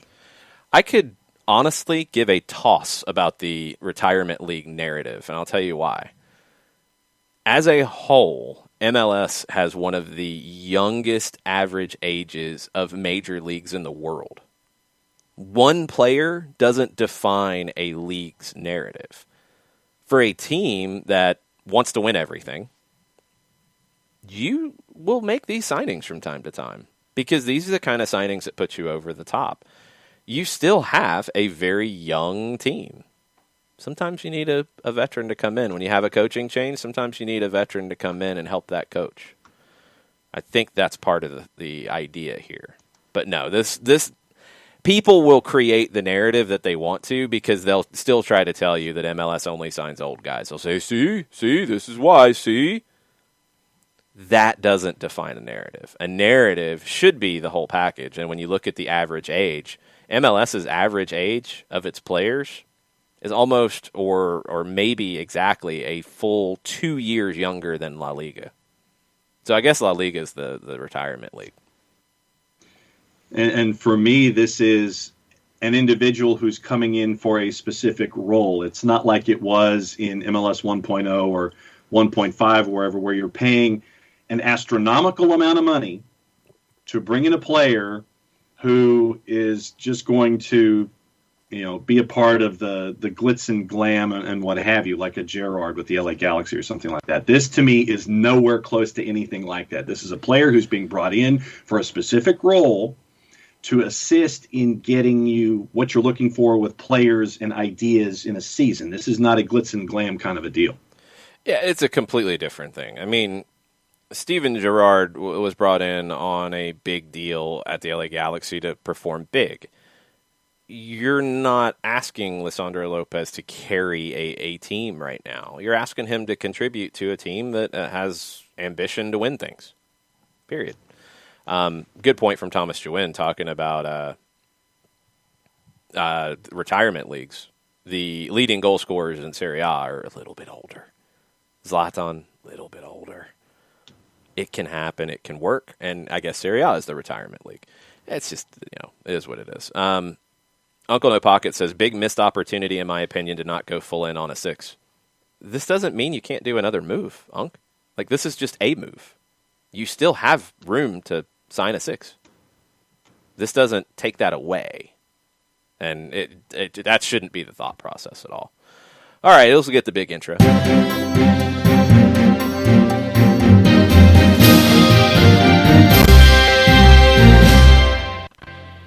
And Lisandro Lopez is the signing. Free transfer because he has left Racing Club. Added to the roster pending the receipt of the ITC and P1 visa. Occupy an international roster spot.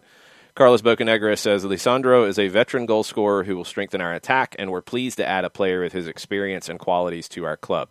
He brings leadership and a winning mentality, having won various league and cup titles throughout his career, and we feel that he will have a positive influence on our younger roster. Ding, ding, ding. That is going to be the major element here. Nothing in the release about salary because they don't do that. Nothing in the release about where he fits on the roster. That comes out from MLS. The teams don't really do that, so that's all out there. Later, maybe the salary comes out if the MLSPA releases that this year. They did not last year. But that's the reporting. This is the announcement. He is now going to be part of Atlanta United's roster. 37, he turns 38 on March 2nd. He will give you the ability to play up top. He will give you the ability to play out wide. He ended up his national team career with 7 appearances for Argentina. Played with Gabriel Heinze at different points in his career. So that's where things stand. Let's get your takes in just a minute. Actually, let's not get your takes because we got to get Tom Robinson on the line. Things got a little distracted with all of this going on. So we'll get Tom on. We'll talk about Lisandro Lopez, and we'll also talk about the other stuff from South America. We will get your takes as well. We'll hang out a little bit if we need to. We're not doing 3 hours. Don't even get any ideas. So, Mateo, let's get Mateo fired up to get this going. And I believe Tom might be joining us with video this time around. Tom might be fancy with us today. As Mateo gets it done. Welcome, Tom Robinson. How are you, my friend? I'm very well, thanks. How are you guys? I'm good. We are good. We just had the news drop in Atlanta that Lisandro Lopez is now officially part of Atlanta United. While I add your video to the screen, tell us a little bit about his time over the last couple of years at Racing. He was part of a league, title-winning team and scored a lot of goals in that campaign as well. Yeah, I mean, to put it simply, he's a legend at Racing, the club that he first came through at, and he returned there after a successful spell in Europe. And he was instrumental to them winning the title in 2019, scoring loads and loads of goals for a really fun, free scoring attacking team. And he's just got that pure class, really. He's someone that, even though he's on the older end of his career right now, he's someone who just brings so much know-how, so much class, so much ability, and he's a really good reference point for younger players. So even though he's maybe not quite at the peak of his powers, he's still very sprightly for his age, moves good movement still, and you never lose that instinct in front of goal. We see Ibra and Cristiano Ronaldo still banging them in, so he's definitely can still do a job, and I think he'll be a good little addition to the squad there.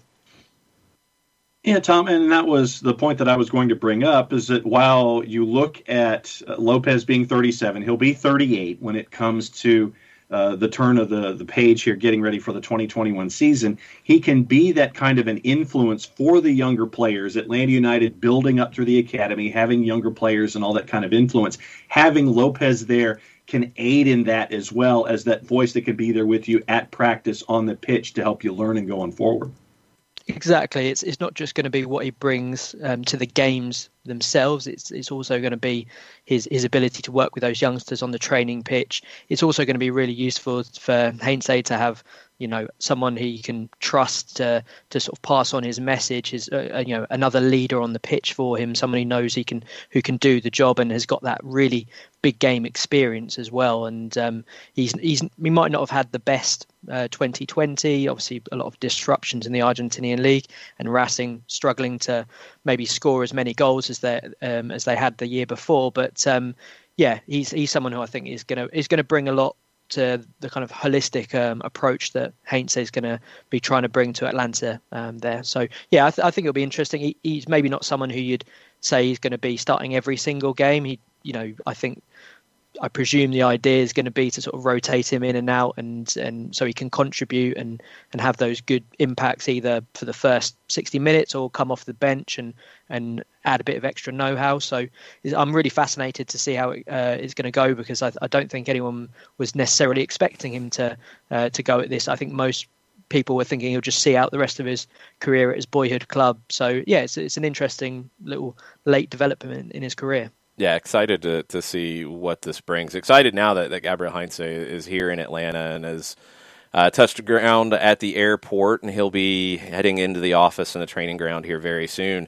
He might have another player to work with. Some of the reporting out there from Cesar Luis Merlo is Franco Ibarra from Argentinos Juniors, a central midfielder who's played more in a holding role, part of a double pivot there with Fausto Vera. He could be coming to Atlanta. I'm not sure if he's a player that you've had a lot of familiarity with. Do you know much about Ibarra?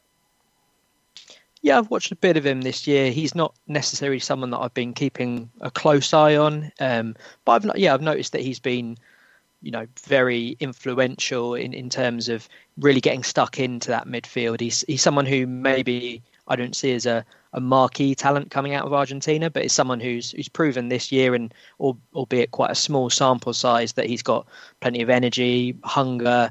He's someone who's been drafted into the under-20 international setup, so he's well thought of. And Argentinos is such a great club to bring young players through, and obviously Heinze knows that club very well, so I'm sure that even if he's not worked with him that much in the past, he'll definitely have contacts there. He'll be able to attest for the type of player he is. But I think in this latest Copa Diego Maradona that we've just had, he's top for number of tackles for any under 23 player in the whole division. So he's someone who's likes to get stuck in, maybe picks up a few too many cards for his liking, but he's going to be one of those talents that Heinze is going to see all the good traits and turn that raw ability into hopefully something better. So another player that's going to be interesting to see how he develops at this early stage of his career. When you look at Gabriel Heinze coming to Atlanta United, this is probably that 30,000-foot question to ask about this. Is there one thing that you're looking forward to watching the most when it comes to Heinze and his integration with Atlanta United and Atlanta United in the MLS season in 2021, whatever form that takes? Well, I think the style of football is always going to be right up there. I'm really intrigued just on a sort of personal level with him as a coach as to how he adapts to a new country, a new league, the new challenges that come along with that. But I think we all want to see Atlanta do well on the pitch again, and I think he's going to bring that style that we discussed last time I was on, that really high pressing, high energy, attacking, possession-based football that he's known for. It's going to just be great to see him do that in a completely new context, which is going to be fascinating. And I think it's going to tell us a lot about the kind of career that he's going to go on to have as a manager, whether he's someone who's destined for bigger things, which I believe potentially he could be, or whether he's going to be someone who's going to be more working in MLS, South America, maybe Mexico, and as a lot of his compatriots have done as well. So I think it's exciting times. Certainly I'm going to be paying a lot more attention to Atlanta, and it's going to be really good to see how he gets that group of players working, and seeing if there is any potential new players that he brings in to sort of take them to that next level. There's another manager on that list that I think a lot of people are looking at now, and it's been honestly a pretty quick rise for Hernan Crespo. Defensa y Justicia wins the Copa Sudamericana. I don't know if Crespo is as strong of an adherent to the Marcelo Bielsa style, but it's definitely a fun team to watch, a very open team, very attack-minded. What did you think of Crespo's performance with Defensa in CONMEBOL play? Getting really close to going through in Libertadores, having some defensive breakdowns, it falls apart, but then they bounce back and they ultimately win in a great performance on Saturday, winning the Sudamericana title. Yeah, it's a massive feather in his cap at this early stage of his career. Like you said, it's maybe a bit too early to judge just how good he can be as a manager, but certainly all the kind of tenets are there for him to be a really exciting manager. Obviously, his name, his profile as a brilliant ex-player is always going to bring a lot of attention to him, but he's shown that he can imprint a style of football on a club, much as we've seen with Heinze as well. There are definite similarities with Bielsa in terms of the kind of positional play and the numerical advantages that they like to create all across the pitch. But I think they're a little bit different. I think they certainly the formations that he tends to use, he often likes having sort of three at the back with one sitting in front and then a sort of four and then two further forward. And what really strikes me with Crespo is the way he uses the full width of the pitch. They're very good at kind of drawing the players in to those defenders who are very comfortable on the ball, using that sort of defensive midfielder as the pivot to sort of spring the attacks. But when they get forward, they very much just get use every inch of the pitch and play some really good attacking football. And they showed that in the final there against Lanús, especially in really, really difficult conditions. Cordoba in January is very hot, as my fiance is from there, so I've been there plenty of times. And right now I'm sort of sitting here and it's sort of -1 in the UK, whereas it's sort of mid-30s there and very stifling. And I think Lanús really couldn't deal with that. And the way that Crespo's team were pressing the entire match, really, really sort of working hard, I think that shows the testament to the way he's got this team sort of more than the sum of their parts, really, because they don't have as many big names as some of the other teams out there. Did the end result surprise you? Because I know a lot of folks were thinking that this might be, a very tight match. But did the end result surprise you as much as it did, even though you were discussing the conditions down there in Cordoba? Yeah, it did. I had Lanús as marginal favourites. They're also a very good team. They didn't show their best abilities in the final there, but they'd come up against Vélez in the semi-finals, who still have that remnants of Heinze's attacking possession-based football, and they'd managed to show on the counter-attack that they were really dangerous and very clinical and efficient, even if they weren't having loads of the ball. So I was kind of expecting this clash of styles to be a similar setup, and I thought Lanús would be good on the break and be able to maybe take some chances, but they weren't really given a chance to. They were struggling without Lautaro Acosta, their left winger, who was suspended for the final. I think that sort of meant that their formation, their 4-4-2, didn't really work as much, and they kind of remedied that in the second half, but really bad defensive error for the second goal kind of put the game to bed. So yeah, we didn't see the best of Lanús, who I think probably had the better individuals. Pedro de la Vega, really excellent young attacking right winger. He's kind of got a California surfer vibe to him, but he's sort of filled out into more of a man now than just this young prospect that we'd seen for the last couple of years.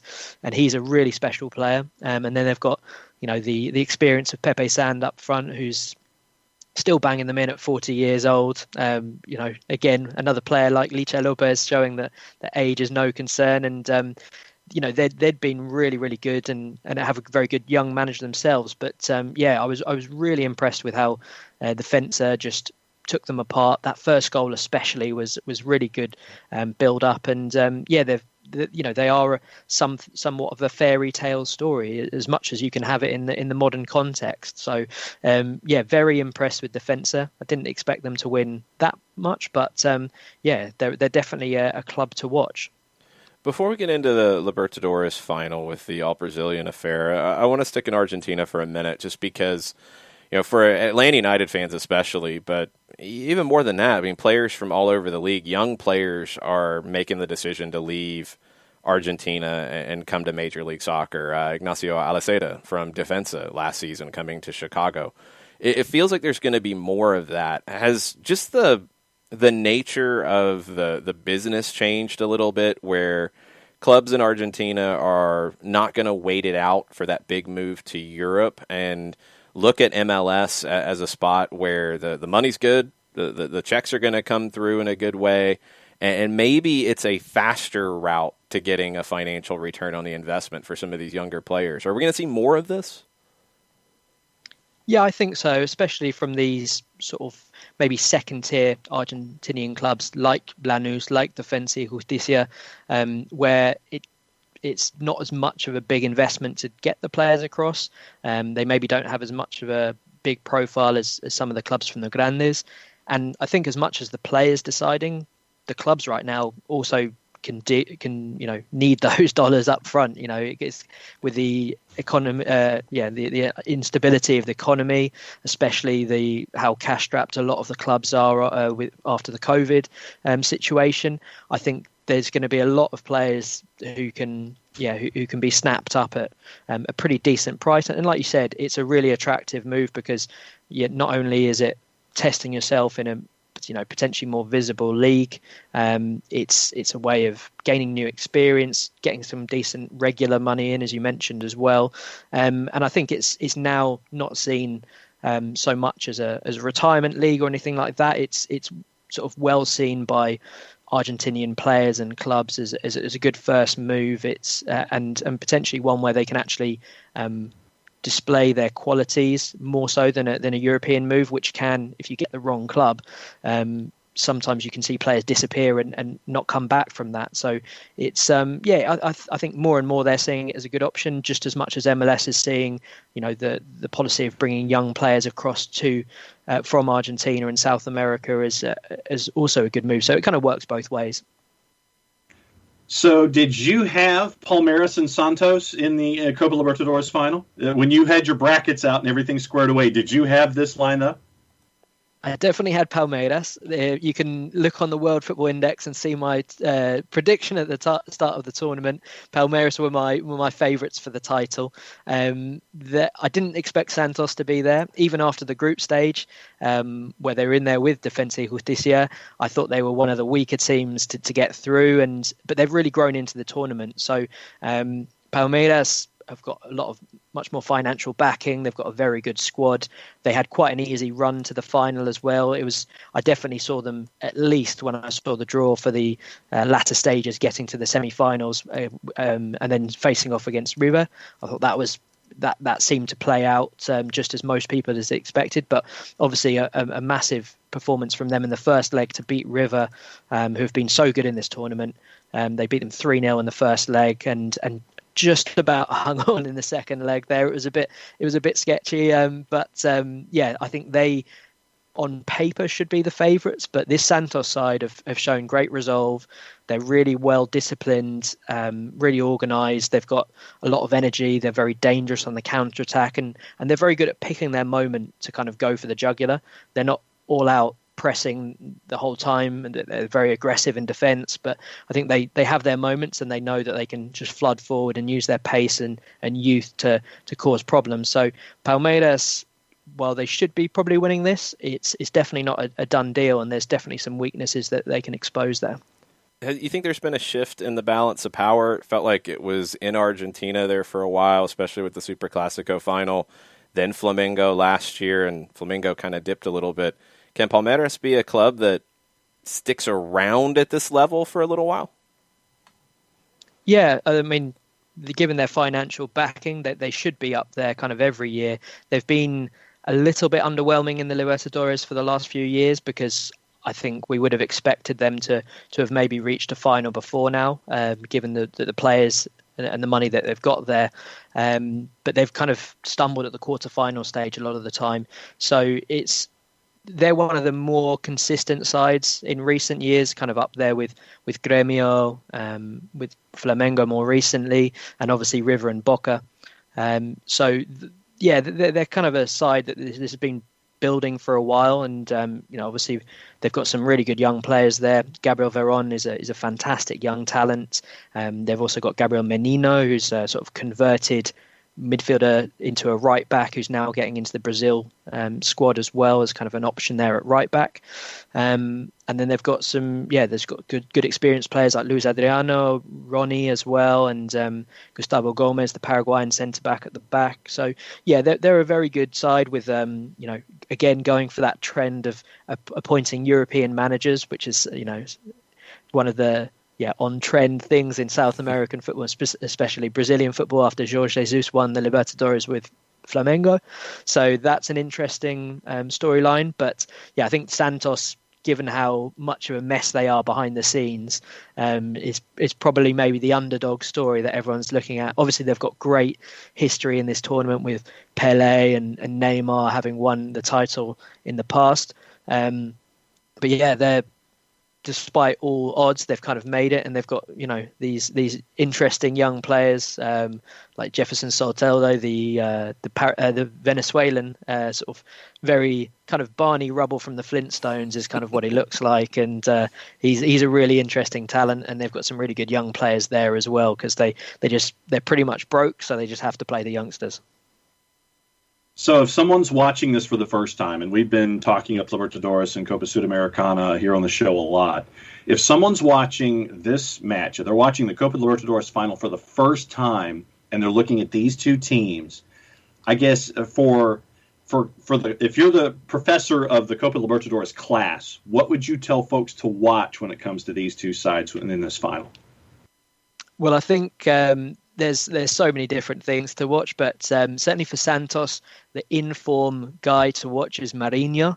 He's a bit of a journeyman, wide forward, plays on the right, cuts in on his left, very pacey, good dribbler, and he's just been in brilliant form, sort of a late bloomer in the league. You know, his decision making can be a bit rash, as you'll probably understand when you see that he's got like a lipstick tattoo on his neck. So a guy making those kind of decisions, then you can understand why maybe he chooses the wrong option when he's in a shooting position. But yeah, he's very good and very fun to watch. Soteldo as well, you can't miss him just because he's this very short. I think he's about 5'3", 5'2", so he's full of tricks as well. And I'd also say from a Santos point of view as well, Lucas Verissimo, really elegant, quick, strong defender. He's on his way to Benfica after this tournament. He actually could have left earlier, but he's decided to stay on and help out. And he's probably, for my money, probably the best defender in certainly in Brazil, maybe even in South America right now. So those three are very good from a Santos point of view, and from a Palmeiras point of view. Some of those young guys that I've mentioned, Gabriel Menino, Gabriel Veron, named after Juan Sebastian, the great Argentinian playmaker. But also they've got a really interesting left back, Matias Vinha, Uruguayan, 23 years old, getting into the national team as well. And a couple of other kids, Patrick de Paula and Danilo in central midfield. So it's all about those young players for Palmeiras. And also keep an eye out for Santos manager Tuchel on the sidelines. He's got kind of maybe a slightly down at heel look to him. He doesn't look the smartest on the sidelines, and he's often got a sort of a religious T-shirt on as well. So he's got quite a strong look going on, and he's quite passionate on the sidelines as well. So it should be an interesting final, all Brazilian. So there'll be fireworks for sure.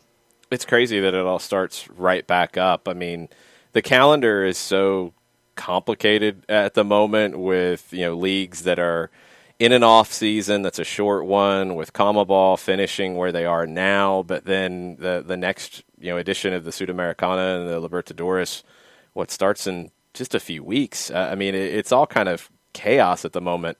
What are you looking for from a very big picture standpoint? What are some of the stories you're looking for that you're going to be paying attention to in a big way in 21 in South America? Well, I think what's going to be really interesting just in general is how you can look at the Sudamericana as a predictor for some of the smarter, smaller clubs coming through to do well in the Libertadores. We saw it with Independiente del Valle, the Ecuadorian side, who won it last year and had a really good go this year. It was a shame that they didn't go further because they had a really fantastic start. So I think some of these teams like Defensa y Justicia, like Lanús, like Vélez as well, could do something interesting in the Libertadores. There does have a feel that the same old clubs are sort of always getting to the latter rounds of the Libertadores, which maybe makes it a bit more predictable. But I think both Boca and River are at a stage where there's going to be some transition there. Is Marcelo Gallardo going to stay on? What's going to happen at Boca?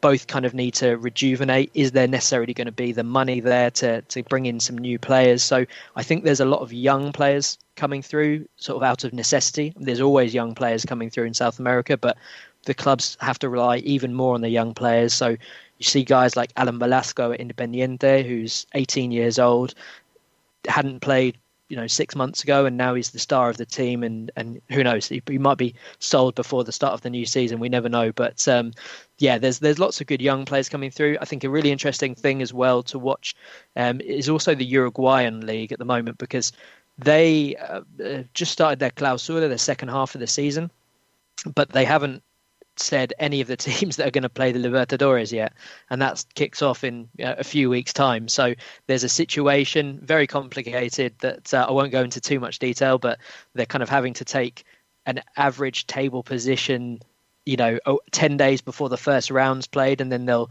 decide 10 days before the second round's played who the next team are to qualify. And there's situations where the club might decline to take one of those spots at the hope of getting an automatic play. So it's a mess. It's chaotic, but that's kind of why we love South American football. That's going to be great to follow. I can't wait to dig into that one. Let everybody know where they can follow you and keep up with everything that you're doing right now. Yeah, so you can follow me on Twitter at TomRobbo89. I just posted for the Spanish-speaking listeners out there, a really good Q&A that Gabriel Heinze has done with La Nacion. So that's a good one for any Atlanta fans to have a read of if they speak Spanish. And then, you can find me on World Football Index, Golazo Argentino. We're getting lots of podcasts out and that kind of thing and articles. So, keep an eye out for that, and that's where you can find me. Yeah, we'll get you back on soon, maybe as we get closer to just knowing who the Uruguayan teams are going to be in these competitions, which that's craziness, and the start of the next Argentine competition. Tom, thanks for the time and all the insight. We really appreciate it. My pleasure. Looking forward to speaking to you guys again soon. Make sure you're following Tom. Thanks, Tom. Have a good one. Be good. Cheers, guys. See ya. Make sure you're following Tom on all of his social media platforms, and make sure you're following him on World Football Index as well. Great outlet for not just South America, but lots of great stuff out there. We're going to finish up with your questions and comments. It's been a busy day. Frank Lampard out at Chelsea. Lisandro Lopez in Atlanta. Gabriel Heinze has arrived in Atlanta. The leaf blowers have also arrived outside of my window. All the talk in South America as well. Pretty much open season. Whatever you guys want to chime in with on Twitter at Soccer Down Here. Also on the Twitch pitch. We will try to get to all of that starting now. Nathan P. with a couple of things. I've got to look this up. He says, how about those new Club America third kits? I like them. Oh, they're awesome. I've shared them like 5 different times in our chat, John. You've seen them before. Okay, well then I like them. If it's the same thing that I'm staring at, I like them too. Yes, you have an awful memory at times. I blame the water. I do. Do you think the Glazers were aware that Manchester United won yesterday? Yeah, I mean, it's not like they're absentee owners. Like, it's not like Manchester United struggles to pay the bills because the ownership's not paying attention. That's not the issues with Manchester United. The issue is that Ed Woodward's made some really crazy decisions at times. Just go, Ed. Just go. Well, look, he's making some of the right moves, and one of the players that we just talked about, Verón from Palmeiras, he could be headed to Manchester United. That'd be another big South American young signing. They're starting to get very young with their signings. It's interesting. I don't know, maybe somebody smacks some sense into Ed, and maybe there's actually a plan. But yeah, I absolutely think the Glazers were paying attention to that. I think they're pretty well invested in what's going on in Manchester. And Nathan has something that's more of a soccer over there question, but what team left in the FA Cup could use the trophy more? Everton hasn't won a trophy since 1995. When was Tottenham's last trophy? I don't think it's quite that far back, but no. It feels like for where they are and who they are trying to be, Tottenham needs a trophy in the worst way. Everton would be as well. I mean, if it's one of the usual suspects, would it have as much impact? Probably not. If it's somebody like an Everton or a Tottenham or somebody as a complete wild card, that'd be great for the game. I mean, for this trophy as well, because it doesn't make or break. I don't even know if it makes or breaks Manchester United's season, but Ole could use a trophy with people probably still like ready in their draft folder with a hashtag Ole out tweet. Ole out! Off whenever they feel like the time comes. If he got a trophy, maybe that would go away. Yeah, I've got to go. I think that Spurs really need a trophy. Ole could use one. Everton could use one. So I'd go with those. And then, of course, for me, looking at the little guys who are left, you could sit there and say, oh, what a great Cinderella run that would be, just for the sake of things, even though they know they'd never get one. So yes. That's where I'm heading.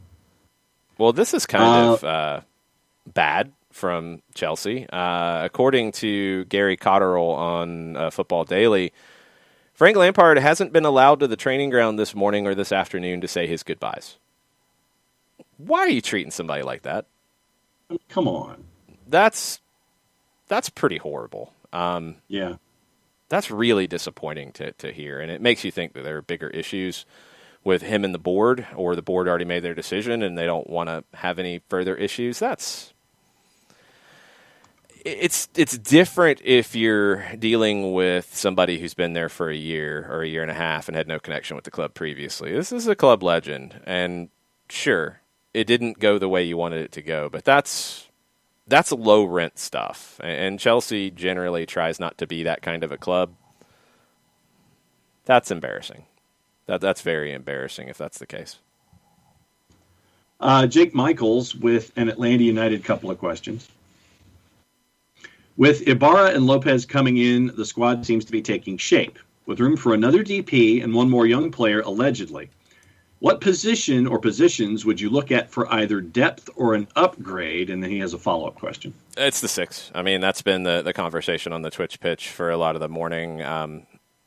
And you have names that have been linked to that. I mean, you bring up Moises Caicedo, who he's in England now. It sounds like the Brighton deal should get announced any hour now. Agustin Almendra was linked with reporting to come into Atlanta. It's another player in that position. Now Franco Ibarra from Argentinos Juniors. You know, you've got a lot of players who have been linked.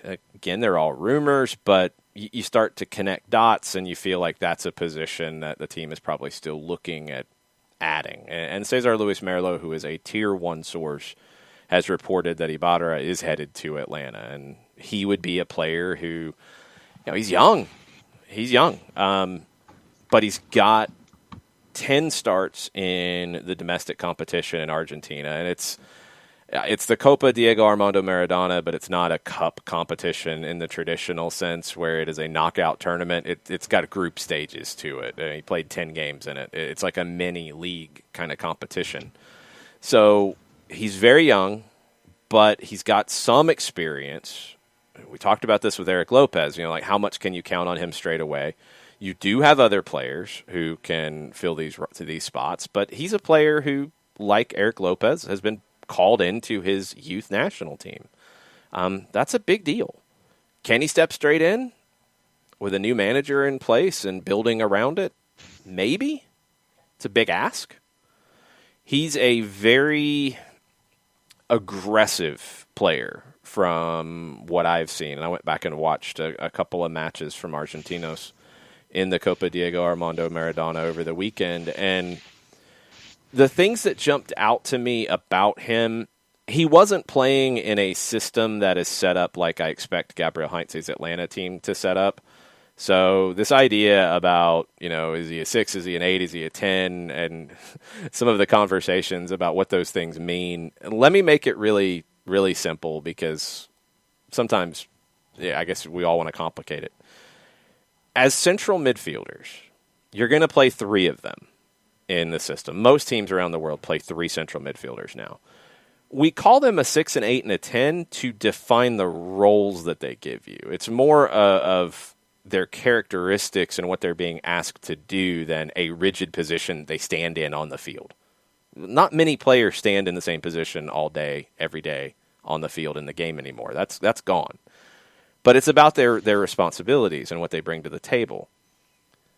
You have in central midfield, you have defensive central midfielders, you have attacking central midfielders, defensive 6, attacking 10. You have the 8. What's between a 6 and a 10? An 8. It's a mix. They do both. Box to box is a term that gets thrown around a lot. A mixto. They're doing both. They're defending, but they're also attacking. You generally have a team that will have at least a 6. Sometimes it's a 6 paired with an 8 who maybe stays home a little bit more. You don't really see a team play with 2 8s and a 10 because you don't have enough security defensively. You see teams play with a 6 or 2 6s at times, a double pivot. You see teams play sometimes where it doesn't look like they have a true 10, but they have 1 or 2 central midfielders that might be more 8s who fill spaces when the time comes. You see some teams play with 2 10s. That happens as well. And you can have players shift, as we talked about with the 3-4-3 that Atlanta United was playing at the beginning of 2020 before the injuries, where the 3, in a lot of ways, came back to a 3-2-4-1, or a 3-4-2-1, depending on where you want to put people on a sheet of paper, where you had those wide forwards tuck in as 2 10s, but you had 2 central midfielders behind them. Yes, that can be complicated. 6, 8, 10 is about their responsibilities. In my opinion, Franco Ibarra is a 6 or an 8. More of a 6 to me, because he's better defensively than he is on the ball. Passing numbers for him during his time, his passing in general, inconsistent. Young player, that's to be expected. Long passing was pretty good, needs to be a little more consistent. Defensively, he was one of the most active players defensively in the Copa Diego Armando Maradona for all ages. He led the tournament in tackles with 41. 10 games, 41 tackles. That's a lot. 22 interceptions, 2.2 per match. He won 8.1 duels, 55% success. That's good. Committed 1.9 fouls per match. That's fine. He's aggressive. He closes things down very quickly. That was what, as you see the numbers, you get a sense of what kind of player you think you're going to see. You watch him on tape. He closes things down because he reads the game well, and he's quick. He's close. And this is something that you're going to see talked about a lot under Gabriel Heinze. It's something Marcelo Bielsa talks about a lot in this sense, when you're going to press and you're going to attempt to jump to a player quickly. You've got to be close and willing to be able to pull that off. You've got to be close enough to where you can get there. You've got to be willing to make the sprint and make the run to get into that spot. Franco Ibarra is definitely willing, very willing, to do all of the defensive work you need. And he reads the game well to be close. I liked his positioning. Argentinos Juniors played more in a double pivot. They didn't play with 1-6 and 2 8s, or 1-6, a true 8 and a 10. They played with 2 holding midfielders. So he was able to jump and step forward at times because he knew he had a partner who was going to stay home. But he stayed home when the time called for it as well. His 2 best performances were against River on December 13th. That was kind of his breakout performance. And against Independiente on December 28th. Mentioned earlier, he's played a bunch of matches for the youth divisions. He's played over 100 matches in an Argentino shirt. Most of those with the younger teams, the academy teams. Signed his first pro deal with Argentinos in May of 2019. That was a 5-year deal at the time. He made his debut in the Superliga, the first division, on December 9th, 2019, as a second-half sub against Estudiantes.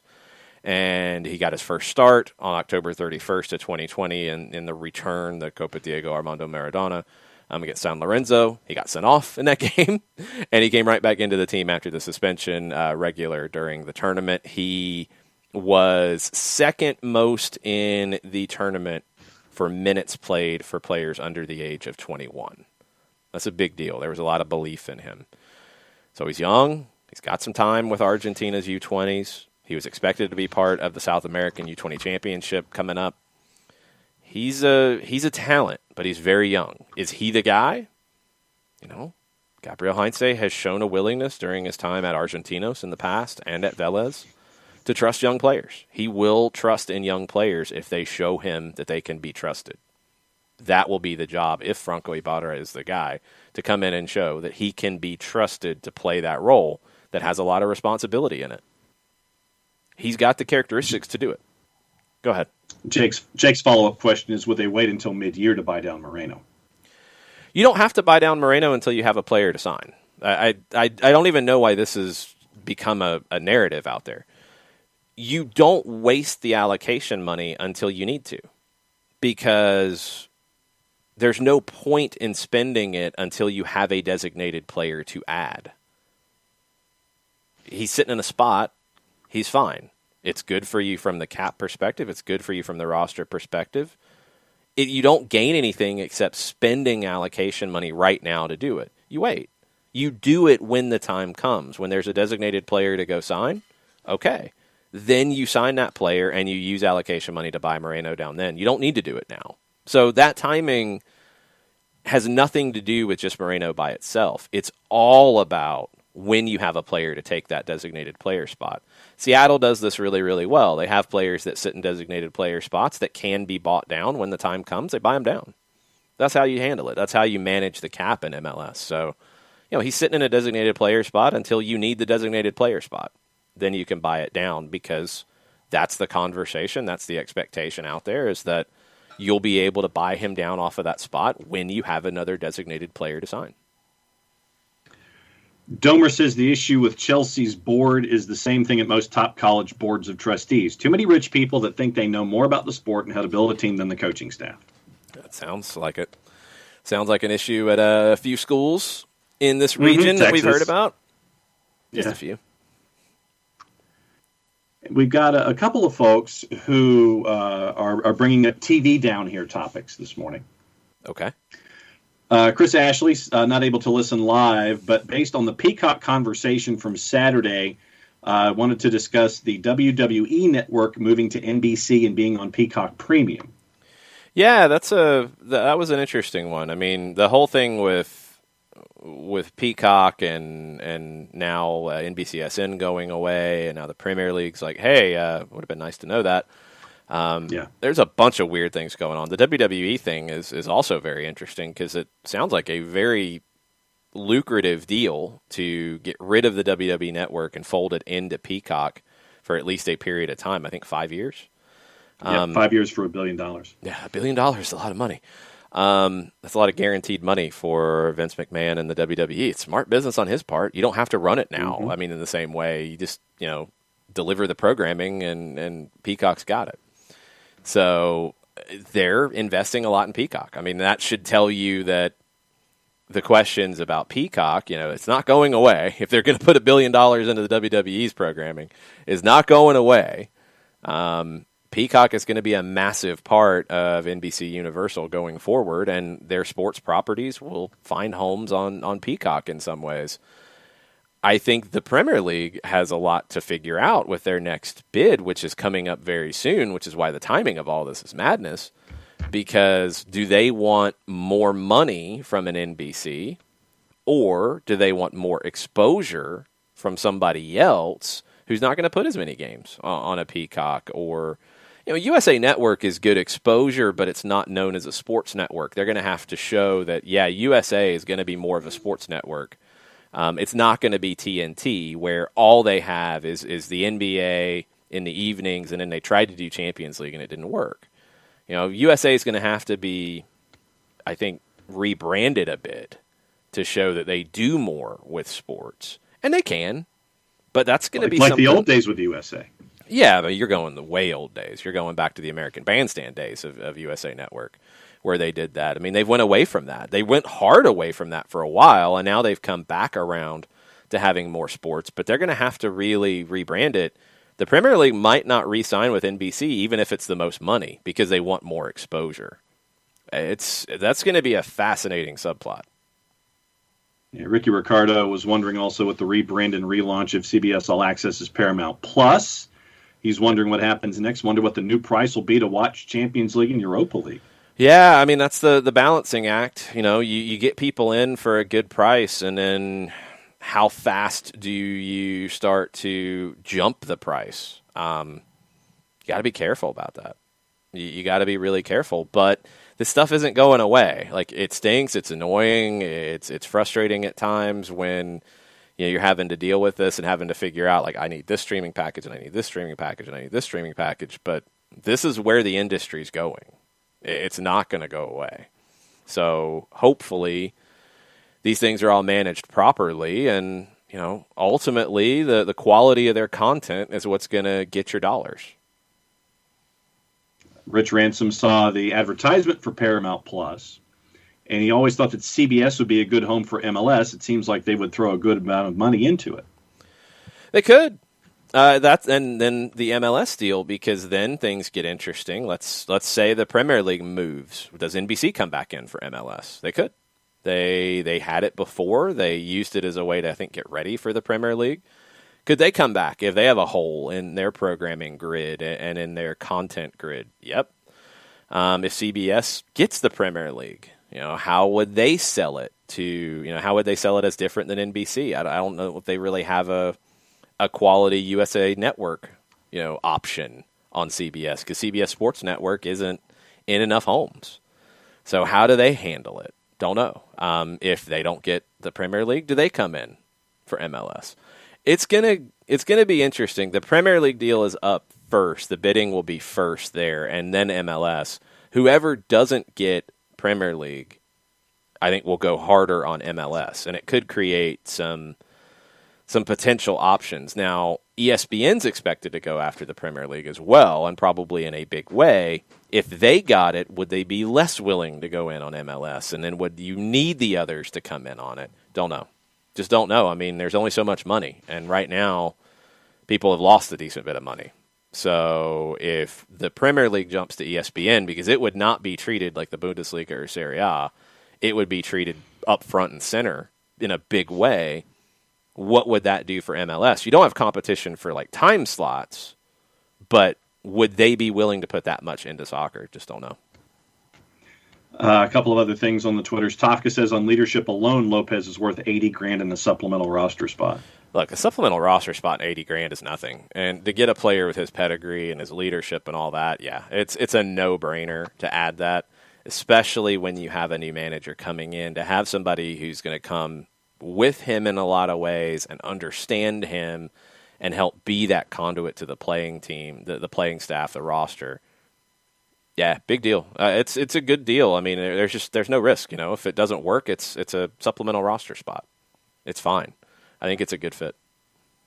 And then the last thing on the Twitters, Ropes has posted a Funhouse TikTok Premier League video that is just weird, and it does give you a laugh. So if you're looking for a quick laugh on a Monday, go to Ropes' Twitter account at XRopesX, and he's posted a Funhouse mirror TikTok video of the Premier League, and it looks like Mike Dean giving cards, and it's pretty weird. A couple other. So that's your public service. Yeah, a couple other things on the Twitch pitch. Turner Kirby said it was embarrassing. We hadn't heard anything from MLS and the MLSPA. There was a really quick statement on Friday from MLS that they had met, which was good, and there hasn't been anything really following up from that, which is also good, because the quieter they are, I think the better it is. So It's a good step in the right direction. I'm glad that the proposal was answered by the MLSPA after it seemed like they weren't going to answer it, or they were going to wait to answer it. They answered it pretty quick after the last little flurry of things. So hopefully the Zoom is cracking for both sides there. George Bello, first Atlanta United homegrown to be named to a U.S. men's national team roster. Miles Robinson is also part of that roster. U.S. will play Trinidad and Tobago upcoming this week, and those two guys will be part of that team. That is a big deal. That is a very, very big deal. Congrats to both of them. Bello getting that opportunity at his age is very, very cool. It's very, very good to see. Burns says, talking about Ibarra, says, I don't know, a guy starting for Atlanta United at the 6 who has 10 first division starts, that would hint at a 2-year plan, not immediate trophies. But it's both. I mean, that's the balancing act, because you also signed a player who's going to be 38, who's coming in probably looking at immediate trophies and bringing that immediate aspect to it. You do see young players play big roles in teams in Argentina and in MLS too. So, the thing about it for me, I want to see how he fits. Obviously, there'll be a lot of eyes on him early on if it is Franco Ibarra, and what the options are if it doesn't work. Does that mean it's Mo Adams? Does that mean it's Mateo Sosetu dropping into a deeper role? Does that mean you need to go out into the transfer market and get somebody quickly, a veteran who can help there? Or are you getting a young player and a veteran paired up in that kind of role? Maybe that's what you're going to do. Don't know. So I'm not going to jump to conclusions yet because the roster is not done. I'm not going to... I guess in terms of conclusions, I kind of look at it in stages. Like, the week of the first game, whenever that's going to be, I think there's an evaluation of where the roster stands going into the season. In MLS, there's an evaluation at the end of that first transfer window as well. Now, that's going to be different. Usually it's 2 months into the season. It's probably going to be somewhere between 4 to 6 weeks into the season this year if the season starts at the beginning of April. It's not going to start at the beginning of March. I think we know that at this point. So you have to have some evaluation when that window closes in early May, because if you need to make moves, you need to make moves. And then there's another evaluation, I think, going into the summer window on what moves are needed, what moves could put you over the top, and also probably at the end of that window when your roster is pretty much done for the year. So there's like a series of conclusions that are made. None of them lock you into anything until the end of the summer window when that's your roster for the season. So if you go get a young player and he needs more time, okay, then you got to figure out how to solve that problem. Maybe you're going to look to solve that early on. Maybe you're going to wait and see. Don't know. Just don't know. The other question I would have would be, is this a player that Gabriel Heinze knows about from his time at Argentinos? Now, he would have been very young at that point. But was he somebody that Heinze had already targeted as, I'd like to bring him into one of my teams. I think he's a talent. I want to bring him in. If he is, then maybe we're dealing with a little bit different situation than a random player with 10 games of experience. It's going to be tough for him, no question about it. He's got the characteristics, I think, to thrive in the role, but it's ultimately down to the performances. And the younger you are with limited experience, the more question marks there are about those performances. That's definitely fair. But you've got steps along the way to solve that problem if it becomes an issue. All right, we are officially caught up on the Twitters, sir. And we've got a lot of conversation on the Twitch pitch, and I'm going to let you all stick to it. You can continue that over on the Discord if you want, because we're going to have soccer over there later tonight as well at 7 o'clock, where we'll get deeper into the Lampard situation. We'll get deeper into Manchester United and Liverpool from yesterday. We'll get into what's going on in the Bundesliga and Serie A, where Juventus, Weston McKennie with a goal, and looking very good in that one. Juve starting to put a little bit of pressure on the teams from Milan at the top of the table, who didn't have a good weekend at all. We'll talk about Barcelona and everything going on in that soap opera. Real Madrid's turning into a soap opera with Sergio Ramos. Looks like there is an offer on the table from PSG that Real Madrid could not meet. So we'll get into all of that this evening. I'm going to say that we're going to put a lid on it right here. Turner, shoot me a message on the Twitters, and I will get you the Discord link. Automated stuff, when it's not automated, is very annoying. I know some of you have gotten the automated links to things as you have subscribed to places. Others of you have not for some reason, and I don't understand it because automation doesn't always work as automation. But Turner will get you taken care of. Anybody else in Turner's situation, if you're a subscriber on Twitch, if you're a subscriber on Patreon, and you have not gotten that Discord link, please give me a heads up. Shoot me a message separate from Twitch, or send me an email. You can send me a direct message on Twitter, what have you, and we'll get you taken care of. Thanks to everybody who has subscribed. Thanks to a lot of people who have used their Amazon Prime to subscribe.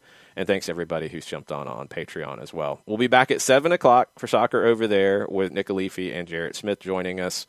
And we'll have plenty to talk about because maybe we'll have an update on Thomas Tuchel. Maybe we'll know who the Chelsea guy will be. Maybe they'll let Frank go into his office and get his stuff. Maybe they'll let him say goodbye to people. Who knows? We'll have plenty to discuss at 7. Thanks for hanging out this morning, y'all. Mucha plata, y'all. Mucha plata, y'all.